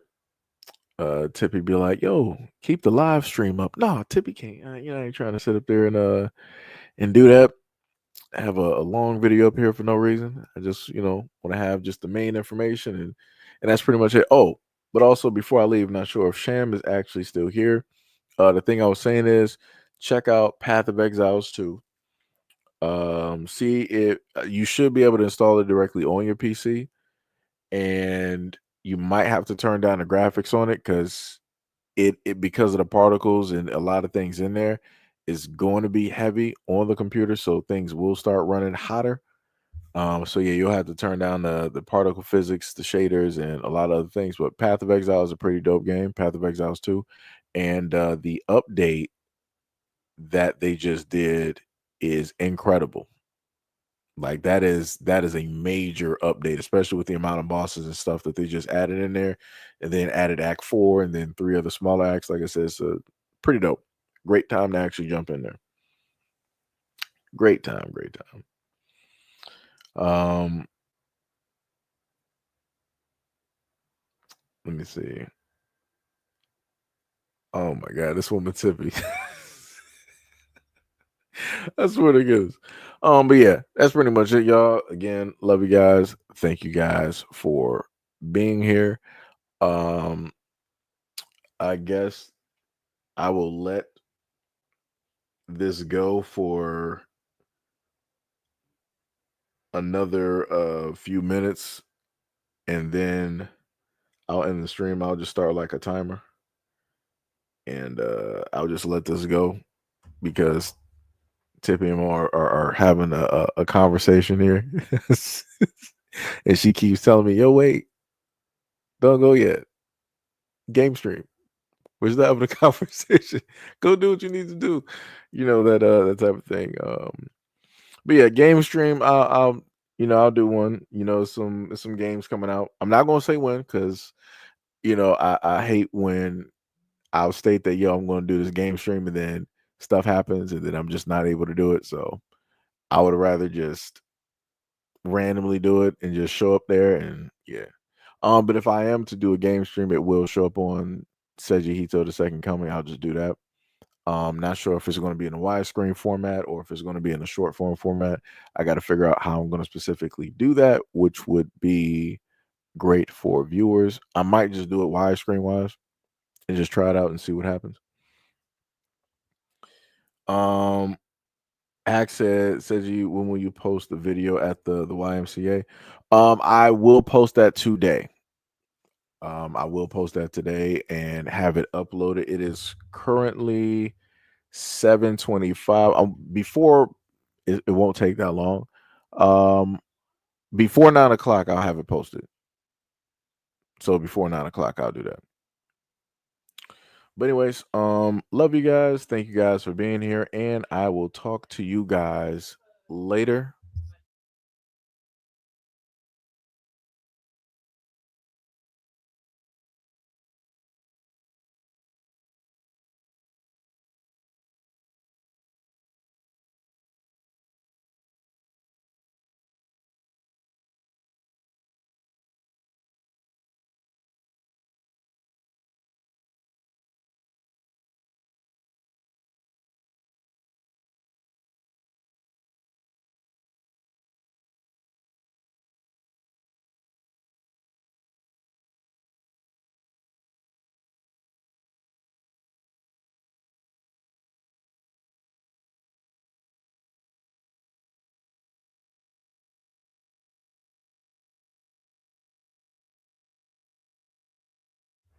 So, anyways, much love, respect, and appreciation, and I will catch you guys on the next live stream and or video. Tippy said, "What? Hey, Sergi, how's your day going?" Tippy does this every time. My day is going pretty well. I'm about to go figure out what I'm going to eat and potentially play a shooter or something like that. I'm going to do the video and then I'll sit up and do that. But yeah, so I'll have that video basically posted for you guys. But anyways, love you guys. See you guys later on the next video and or live stream. Peace out.